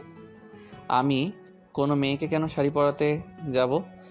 যে কারণে আমাকে পরালেন। তোমার সাথে অন্য কারো তুলনা তুমি কেন করছো? করতে হচ্ছে। আপনি বলুন, আপনি সুন্দর করে শাড়ি পরানো কোথায় শিখলেন? আমি জানতাম তুমি শাড়ি পরতে পারো না, তাই শাড়িটা যখন তুমি পরবে তখন যে তোমাকে হেল্প করতে হবে তা আমি খুব ভালো করেই জানতাম, তাই ইন্টারনেটে আগে থেকে শিখে রেখেছি। সত্যি? তো ও সরি। সাফার এবার রাগে চোখে নেশার দিকে তাকালো। এই প্রথম ও কাউকে কৈফিয়ত দিল, আর প্রথমবার কাউকে ভয়ও পেল। সাফার নেশা রাস্তার ধার ঘেঁষে হাঁটছে। সাফার বারণ করার পরও নেশা কোনো বাধা মানেনি। তার নাকি ঘরের মধ্যে বসে থাকতে থাকতে দম বন্ধ হয়ে আসছে। সে আজ বাইরে পরিবেশ অনুভব করবে, তাই না চাওয়া সত্ত্বেও সাফারকে নেশাকে সাথে নিয়ে বেরোতে হলো। নেশা আইসক্রিম খাচ্ছে আর বক বক করছে। সাফার চুপচাপ তার কথা শুনছে।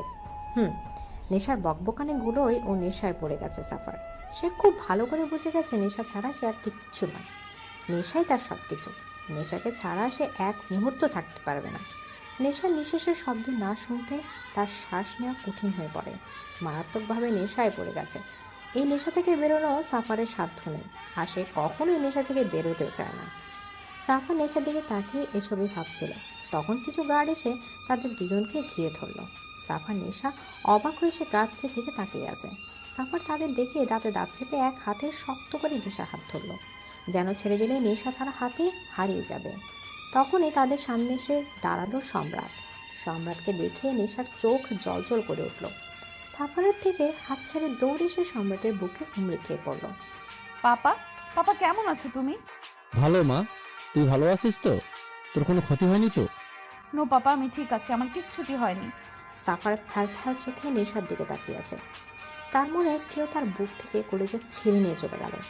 নেশার হারানোর ভয়টা তার সত্যি হতে চলেছে। এমন সময় হঠাৎই পেছন থেকে একটা গার্ডস এসে গান দিয়ে সাফারের মাথায় আঘাত করলো।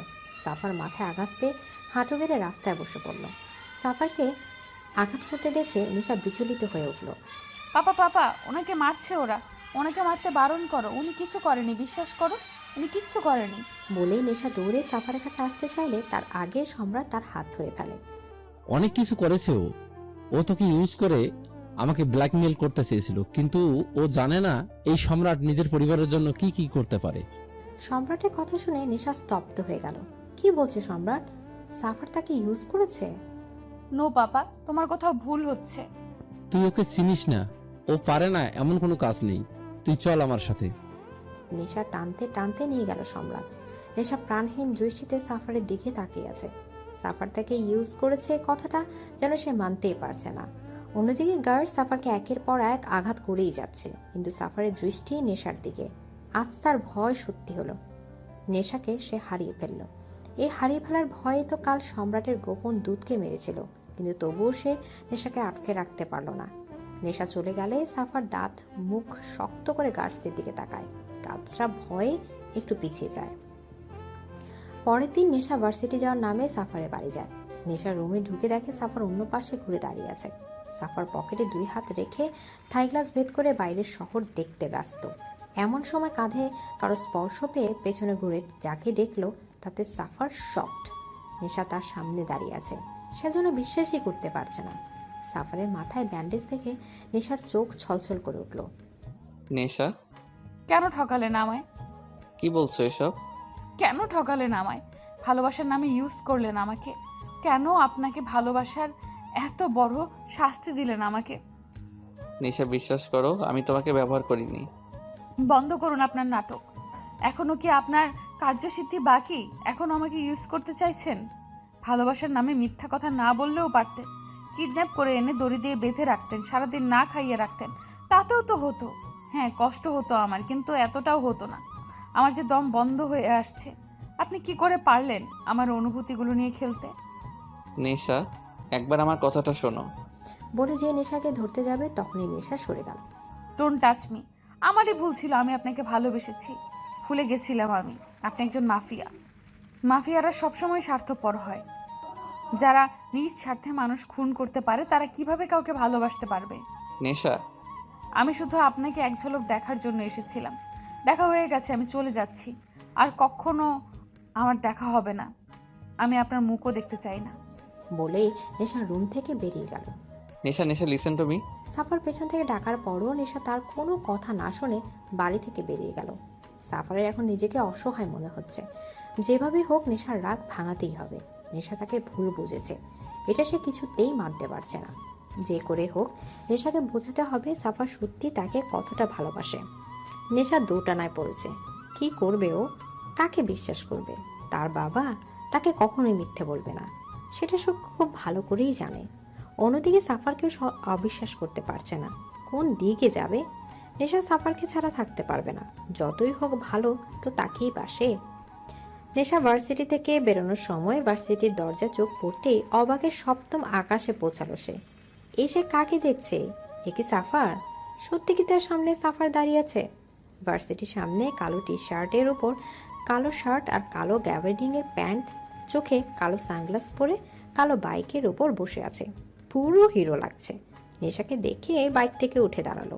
নেশা এভাবে সাফারকে দেখে কিছুক্ষণের জন্য থ মেরে গেলেও পরক্ষণে নিজেকে সামলে তার থেকে চোখ সরিয়ে সোজা হাঁটতে লাগলো। 4-5 গার্ড তাকে ঘিরে রেখেছে। ভার্সিটির বাইরে বেরোতে সাফা নেশার দিকে এগিয়ে এলো। সাথে সাথে নেশার গার্ডসরা সাফারের বাহু ধরে তাকে আটকালো। সাফারের গায়ে হাত দেওয়ার সাথে সাথে সাফার চোখ মুখ শক্ত করে তাদের দিকে তাকালো। কোথা থেকে কয়েকটা গার্ড এসে নেশার গার্ডদের ঘিরে ধরলো। তারা 4 জন আর সাফারের গার্ড 8 জন। কিভাবে পারবে তারা? নেশা তাদের এই অবস্থা দেখে সাফারের দিকে রাগেই লোক ছুড়ে দিয়ে গাড়িতে বসতে গেলে সাফার নেশা হাতে হ্যাচকে টান মেরে তাকে গাড়ির সাথে চেপে ধরলো। কি করছেন কি? ছাড়ো না আমাকে। না, ছাড়বো না, তোমাকে আমার কথা শুনতে হবে। আপনার কোনো কথাই শুনবো না আমি, ছাড়ো না আমাকে। Shut up and listen to me idiot. I love you. I love you for ever and ever. কেন বুঝছো না? আমি তোমাকে ইউজ করিনি, ভালোবাসি তোমাকে। সেই প্রথম দিন থেকে তোমাকে ভালোবাসি। তোমার অভ্যাস হয়ে গেছে আমার। তোমার উপর বিরক্ত না হলে যে আমার ভালো লাগে না, তোমার বকবক না শুনলে যে আমার ভালো লাগে না নেশা। তোমাকে যদি আমার ব্যবহার করার হতো তাহলে অনেক দিন আগে সেটা করতাম। যখন জেনেছিলাম তুমি সম্রাট খানের মেয়ে, তখন আমি তোমাকে ইগনোর করতে শুরু করেছিলাম। তোমার থেকে দূরে যেতে চেয়েছিলাম, কিন্তু পারিনি। তোমার থেকে দূরে থাকতে পারিনি। আমি জানি তোমার বাবা কখনোই আমাদের মেনে নেবে না, তাই আমি তোমায় আমার কাছে নিয়ে গিয়েছিলাম। তোমার বাবাকে ব্ল্যাকমেল করার জন্য নয়। যদি এরকমটাই হতো তাহলে আমি নিশ্চয়ই ওনার দুর্বলতার সুযোগ নিতাম, কিন্তু আমি তা করিনি। আমি পিছু সরে এসেছি শুধু তোমার জন্য, তোমাকে ভালোবাসি বলে। প্লিজ আমাকে ভুল বোঝো না নেশা, আমি সত্যিই তোমাকে ভালোবাসি। হয়েছে, আপনার ড্রামা শেষ হয়েছে। আমাকে ইউজ করা এখনো বাকি আছে আপনার, যে এখনো ড্রামা চালিয়েই যাচ্ছেন। দেখুন, যদি আপনার সেরকম কোনো ইন্টেনশন থাকে তো আমাকে আপনি সোজাসুজি বলে দিচ্ছি, আমি আর আপনার এই ফাঁদে পা দিচ্ছি না। আমি অতটাও বোকা নই যে আবার আপনার কথায় চলে আসবো আমি। ছাড়ুন আমাকে। এদিকে বলে ঝটকা মেরে নিজেকে ছাড়িয়ে দিয়ে গাড়িতে বসলো নেশা। আমার গার্ডদের যেতে দিন। নেশা, আমার কথা প্লিজ, আমি কোনো কথা শুনতে চাই না। এবার সাফারের রাগে মাথা ফেটে যাচ্ছে। রাগের মাথায় পা দিয়ে কারে এক এক লাথি মারা শুরু করলো। নেশা প্রত্যেকটা লাথিতে ভয় কেঁপে উঠছে। কাজদের ছেড়ে দিলে নেশার গাড়ি চলে যায়, কিন্তু সাফারের রাগ তো কিছুতেই কমছে না। কিছু শেষ করে দেওয়ার ইচ্ছা করছে। রাতে সাফার নিজের রুমে বসে ড্রিঙ্কস করছে। ওই মেয়ের সাহস হলো কি করে আমাকে ইগনোর করার? আমাকে সাফারকে ইগনোর করলো ও? আমাকে বলছে আমি ড্রামা করছি। How dare she! কি যোগ্যতা আছে ওর এই সাফারের ভালোবাসা পাওয়ার? ওর থেকেও হাজারটা ভালো মেয়ে আমার পেছনে ঘুরে। Who is she? ওকে আমাকে ইগনোর করার? এত করে বলার পরেও শুনলো না। ওকে শুনতে হবে না। এই সাফার কারো পরোয়া করে না। ওর মতো তুচ্ছ মেয়ে আমি কেন কষ্ট পাবো? ওর থেকে হাজার গুণে ভালো মেয়ে আমার কাছে আসার জন্য মরে যাচ্ছে। আমি কিনা তাকে মানানোর জন্য গেলাম। This is too much. আর কখনো ওই মেয়ের কথা ভাববো না আমি। চলে গিয়েছে তো কী হয়েছে? এই সাফারে কারো পরোয়া করে না। আর কখনো যাব না ওর কাছে কখনো। ইডিয়েট একটা। পরের দিন বিকেলে নেশার বাড়ির সামনে সাফার বাইক নিয়ে দাঁড়িয়ে আছে। নেশা আজ ভার্সিটি যায়নি, যার কারণে তাকে বাড়িতে আসতে হলো। সে কখন থেকে বসে আছে সাফার, কিন্তু নেশার টিকিটেরও দেখা মিলছে না। ও এক দৃষ্টিতে নেশার রুমের বারান্দার দিকে তাকিয়ে আছে। এমন সময় নেশা দু হাত উপরে করে হামি নিতে নিতে বারান্দা এলো। নেশাকে দেখে সাফার অটোমেটিক দাঁড়িয়ে পড়ল। বুকের ভেতর থকথক আওয়াজ শুরু হলো। একটা pink colour ladies T shirt আর পায়জামা পরা চুলগুলো এলোমেলো ঘুম ঘুম চোখে ছোট বাচ্চাদের মতো বারান্দায় এসে দাঁড়ালো। নেশার এই কিউটনেস যে সাফারকে ঘায়াল করছে সেদিকে তার খেয়ালই নেই। নেশা বারান্দার রেলিংয়ে হাত রেখে চারদিক দেখতে দেখতে হঠাৎই সাফারের দিকে চোখ গেল। সাফারকে দেখে নেশা ভূত দেখার মতো চমকে উঠে দূর দূর করে সোজা রুমে চলে যায়। এসে কাকে দেখলো? স্বপ্ন দেখছে না তো? সাফার তাদের বাড়ির সামনে। ও গড! একবার যদি তাকে নেশার বাবা দেখে ফেলে, লঙ্কা কাণ্ড বেঁধে যাবে। এখন সে কি করবে? এক হাত কোমরে আর হাতের আঙুল দাঁত দিয়ে কামড়ে ধরে রুমের মধ্যে পায়চারি করছে নেশা। চিন্তায় সে মরে যাচ্ছে। এদিকে সাফার বিরক্তির চরম পর্যায়ে পৌঁছে গেছে। Such a idiot girl. এইভাবে ভেতরে যাওয়ার কি মানে? একটু যে মন ভরে দেখবো তাতেও এই মেয়েটার প্রবলেম। একে নিয়ে যে কি করব। সাফার পকেট থেকে ফোন বের করে নেশাকে ফোন দিল। নেশা পায়চারি করছিল, এমন সময় ফোন বেজে ওঠে। সাথে সাথে নেশা চমকে ওঠে। উফ! এই ফোনটাও এখন নেশাকে ভয় দেখানো শুরু করলো। ফোন হাতে নিয়ে দেখে আননোন নাম্বার। নেশা প্রচন্ড বিরক্তির সাথে ফোন রিসিভ করলো। ফোন কানে দেওয়ার সাথে সাথে বকুনির বর্ষণ বয়ে এলো কানে।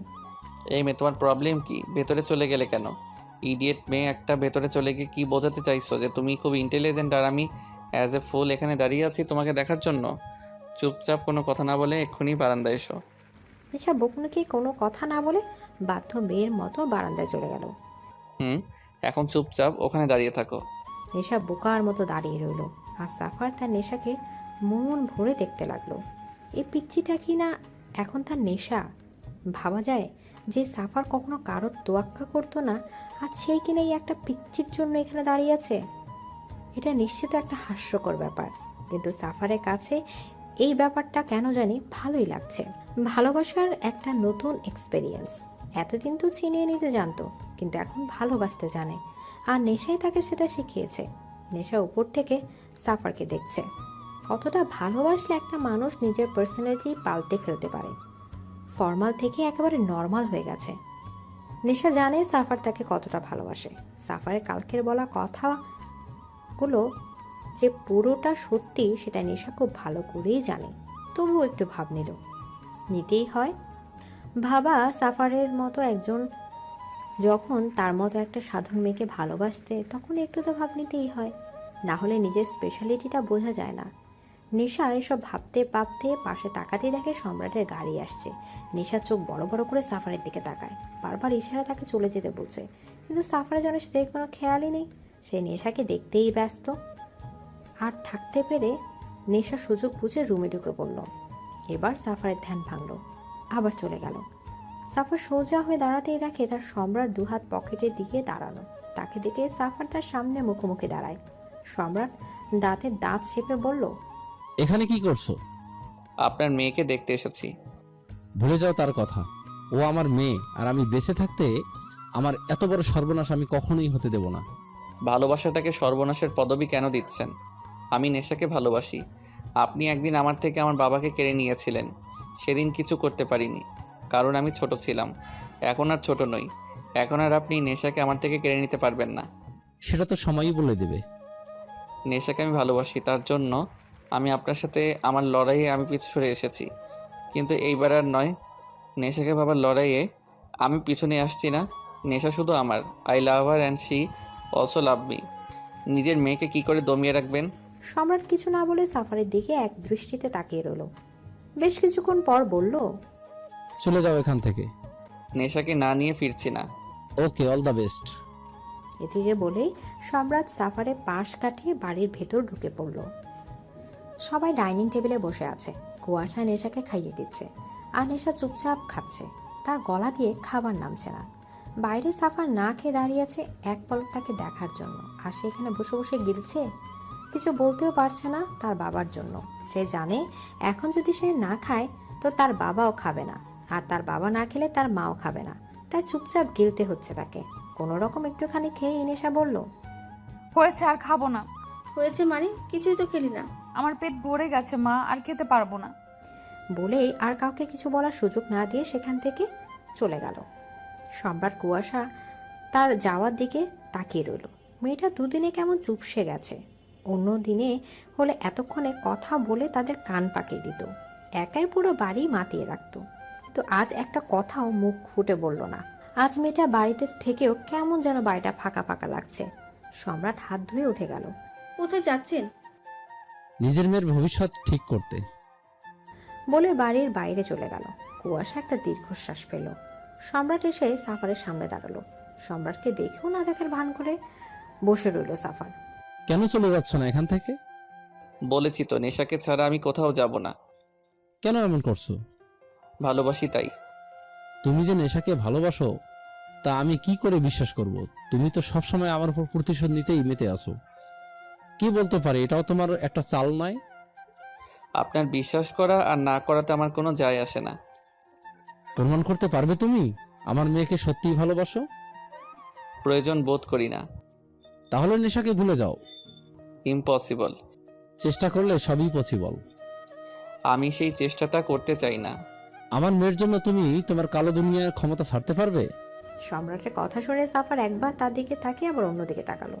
সম্রাট নিজের পকেট থেকে একটা কার্ড বের করে সাফারের দিকে এগিয়ে দিয়ে বলল, সময় হলে আমার অফিসে চলে এসো। তার প্রয়োজন হবে না। তাহলে নেশাকে ভোলার প্রয়োজন পড়তে পারে। বলে বাইকের উপর কার্ডটা রেখে চলে আসার জন্য পেছনে ঘুরতেই সাফার বলে উঠল, বারবার নেশাকে ভোলার ভয় দেখাচ্ছেন আমাকে। প্রয়োজন পড়ে তাই। বলেই হেলতে দুলতে ওখান থেকে চলে গেল। সাফার সেদিক থেকে চোখ সরিয়ে পকেট থেকে ফোন বের করে নেশাকে কল করলো। নেশা পড়ার টেবিলে বসেছিল, তবে পরদিন না সাফারের কথাই ভাবছিল। কিছুক্ষণ আগেই বারান্দায় গিয়েছিল, কিন্তু সম্রাটকে দেখে চলে এসেছে। ফোন বাজতেই নেশা ফোন হাতে দেখে সাফার ফোন দিয়েছে। তুলবে কি তুলবে না করতে করতেই তুলে ফেললো। এই মেয়ে আজ কি বারান্দায় না আসার পণ করে রেখেছো নাকি? যাব না আমি বারান্দায়। কেন? কারণ আপনি বাইরে দাঁড়িয়ে আছেন। আমি আছি তো কি হয়েছে? আমি আর কখনো আপনার সামনে যাব না। কেন? তোমার জন্য আমি এত কষ্ট করে এসব নর্মাল ড্রেস পরে কার ছেড়ে বাইক নিয়ে এতক্ষণ ধরে রাস্তায় দাঁড়িয়ে আছি, আর তুমি বলছো তুমি আমার সামনে আসবে না? আসল নাই তো। যে কেউ আমার স্বপ্নের রাজকুমার সেজে এলেই আর সে আমার স্বপ্নের রাজকুমার হয়ে যাবে না। তোমার রাজকুমার হওয়ার ইচ্ছেও আমার নেই। আমি সাফারি, ওকে? আর তোমার জন্য বাইক নিয়ে শুধু এই সাফারি আসবে। অন্য কেউ আসার আগেই আমি তাকে শেষ করে ফেলবো। আর তুমিও অন্য কাউকে এক্সপেক্টও করো না। এখন চুপচাপ বারান্দায় এসো। যাব না। তুমি আসবে নাকি আমি যাব? কোথায়? তোমার রুমে। কিভাবে আসিবেন? তুমি খুব ভালো করেই জানো এই সাফার কি করতে পারে। তুমি বাইরে আসবে নাকি আমি ভেতরে যাব? তার কোনো প্রয়োজন হবে না, আমি আসছি। নেশা বাধ্য মেয়ের মতো বারান্দায় এসে দাঁড়ালো। এই লোকের কোনো গ্যারান্টি নেই, বলার সাথে সাথে রুমে চলে আসতে পারে। কিন্তু নেশা একদমই এই রিস্ক নিতে চায় না। নেশা, তোমার আজ খুব সুন্দর লাগছে। কথাটা শোনার সাথে সাথে নেশার বুক ধক করে উঠল। সাফার এক দৃষ্টিতে তার দিকে তাকিয়ে আছে। নেশা কোনো রকম কাঁপা গলায় বলল, চলে যান প্লিজ। এই দূরত্বটা সহ্য হচ্ছে না নেশা, তোমার অভ্যাস হয়ে গেছে আমার। নেশা চুপ করে সাফারের কথা শুনছে। খুব তাড়াতাড়ি তোমায় নিজের করে আনবো, আই প্রমিস ইউ। বলেই ফোন রেখে দিল সাফার। নেশার থাকতে না পেরে রুমে চলে গেল। তার খুব কান্না পাচ্ছে। সাফারের প্রত্যেকটা কথায় মায়া জড়ানো আছে, যা তাকে সাফারের কাছে ভীষণ ভাবে টানছে। সাফারও চুপচাপ বাইক স্টার্ট দিয়ে সেখান থেকে চলে গেল। কিছুদিন পর সাফার সম্রাটের অফিসে এসে হাজির হলো। রিসেপশনে গিয়ে সম্রাটের কেবিন নাম্বার নিয়ে সেদিকে গেল। সম্রাট নিজের কেবিনে বসেছিল। সিটি ফুটেজে সাফারকে আসতে দেখে বাঁকা হেসে বলল, আমি জানতাম তুমি আসবে সাফার। এবার দেখো এই সম্রাট এখন কি করে। সাফার সম্রাটের কেবিন খুঁজে ভেতরে ঢুকে পড়ে। কারো কেবিনে আসতে হলে নক করে আসতে, আর যারা এটা জানে না তাদের ম্যানারলেস বলা হয়। সাফার সম্রাটের কথা শুনে নিজের রাগ দমন করে আবার দরজার কাছে গিয়ে বলে, মে আই কাম ইন? কথাটা কেমন জানি ফিল হলো না আমার। এদিকে সাফার দাঁতে দাঁত চেপে চোখ বন্ধ করে নিজের রাগ গিলে বলল, may I come in sir? Yes come. এদিকে সাফার কেবিনে ঢুকে বসতে যাবে, তখনই সম্রাট বলে উঠল। আমি বসার অনুমতি দেইনি। সাফার এবার না বসে দাঁড়িয়ে রইল। আপনি আমাকে আসতে বলেছিলেন, আমি এসেছি। তোমার কাগজপত্র। কিসের? তোমার শিক্ষাগত যোগ্যতা কি সেটা তো আমাকে জানতে হবে, না হলে আমি তোমাকে কিভাবে কাজে রাখি বলো। কোনো কাগজপত্রের প্রয়োজন নেই, ইচ্ছে মতো একটা কাগজ দিলেই হবে, তবে সেটা আমার লেভেলের হওয়া চাই। Are you sure? সাফার কিছু বলল না। ওকে, আমি দেখছি তোমাকে কি কাজ দেওয়া যায়। সম্রাট নিজের টেবিলে থাকা ঘন্টাটা বাজালো। কিছুক্ষণ পর এরই মধ্যে একজন পিয়ন এসে বলল, আসতে পারে স্যার? Yes come in. জি স্যার, ডেকেছিলেন?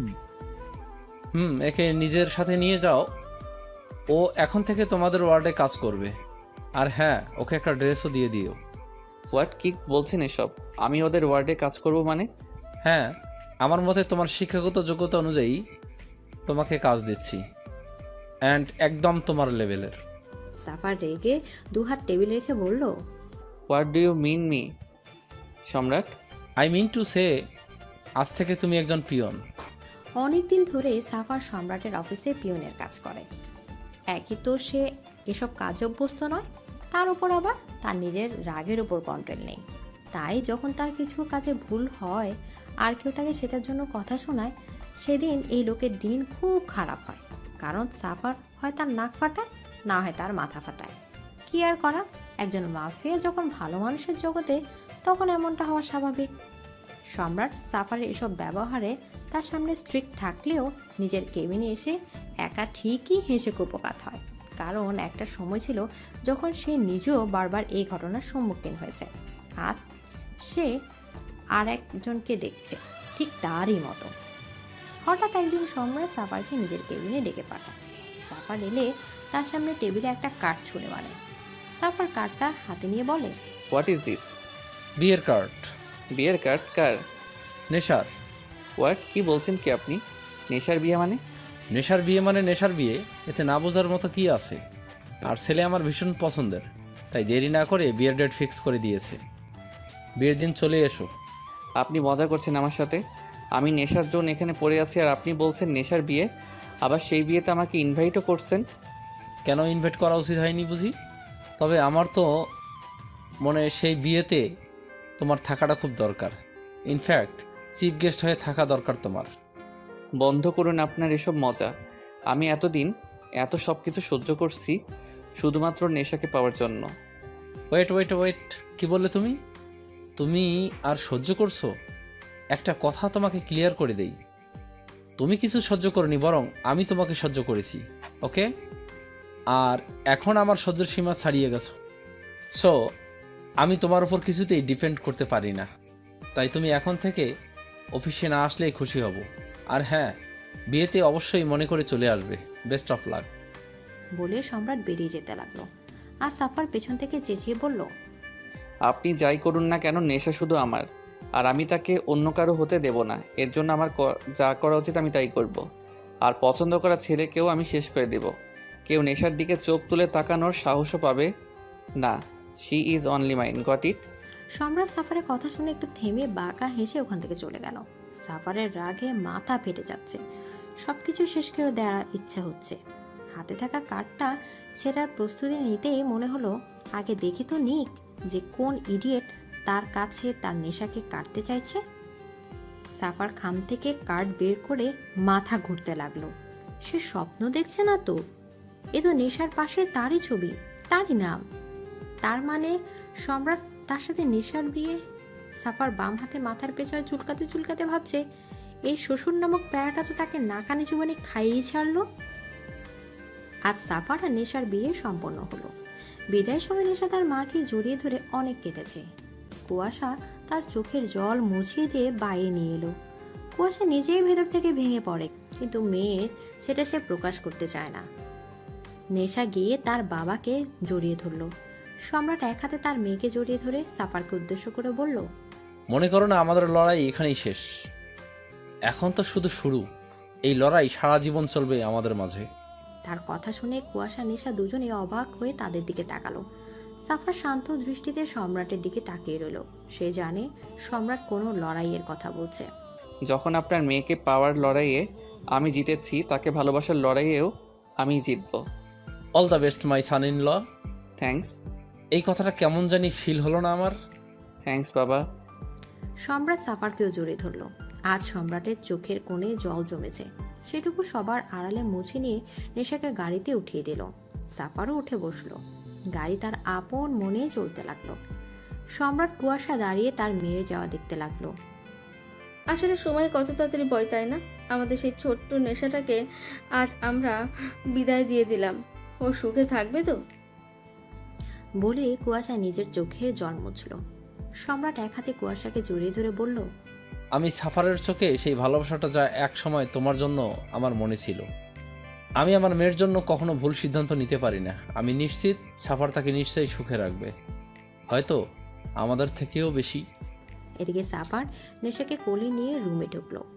গাড়িতে কাঁদতে কাঁদতে প্রায় ক্লান্ত হয়ে গেছে মেয়েটা। নেশাকে বেডের উপর শুইয়ে তার উপর একটু ঝুঁকে বসলো। আজ আমার অপেক্ষার শেষ হলো। আজ আমি তোমার একদম নিজের করে পেলাম। তবে জানো তো, আমি তোমাকে নিজের করে পাওয়ার জন্য কখনো বিয়ের কথা ভাবিনি। যদি এই জিনিস আগে আমার মাথায় আসতো, তবে অনেক আগেই তোমাকে বিয়ে করে ফেলতাম। তখন দেখার এই প্যারা, মানে বাবা আমাকে কি করে না মেনে থাকতো। নেশার দিকে তাকিয়ে সাফার উঠে গেল। তার বাবাকে ফেরা বলার কারণে যে নেশা রেগে গেছে তা ভালো করে বুঝতে পেরেছে সাফার। তাই প্রসঙ্গ পাল্টানোর জন্য বলল, নেশা তুমি ফ্রেশ হয়ে নাও, এই ভারী সাজে আর কতক্ষণ থাকবে? কেন, আমাকে কি এই সাজে ভালো লাগছে না বুঝি? নেশার কথা শুনে সাফার নেশার একদম কাছে গিয়ে বলল, তুমি যদি পেতনি সাজেও থাকো, তাহলেও আমি তোমার নেশাতে ডুবে থাকবো, যেমনটা এখন আছি। নেশা সাফারের কথা শুনে কিছুক্ষণ চুপ থেকে রেগে সাফারের বুকে মারতে মারতে বলল, ইউ, আপনি আমাকে পেতনি বললেন? সাফার হাসতে হাসতে নেশার হাত দুটো টেনে বেডে শুয়ে দিয়ে তার উপর আধশোয়া হয়ে বলল, তুমি পেতনি হলেও শুধুই আমার, বুঝেছ? বলে নেশার নাকে নাক ঘষল সাফার। তার কথা শুনে নেশার লজ্জায় যায় যায় অবস্থা। নেশার লজ্জা মাখা মুখ থেকে সাফারের সবকিছু এলোমেলো হয়ে গেল। তার আর কোনো দিকে খেয়াল নেই। সে শুধু এখন নেশাতেই ডুবতে আর নেশায় মেতে আছে। ওরা ভালোবাসার নেশায় মেতে থাকুক।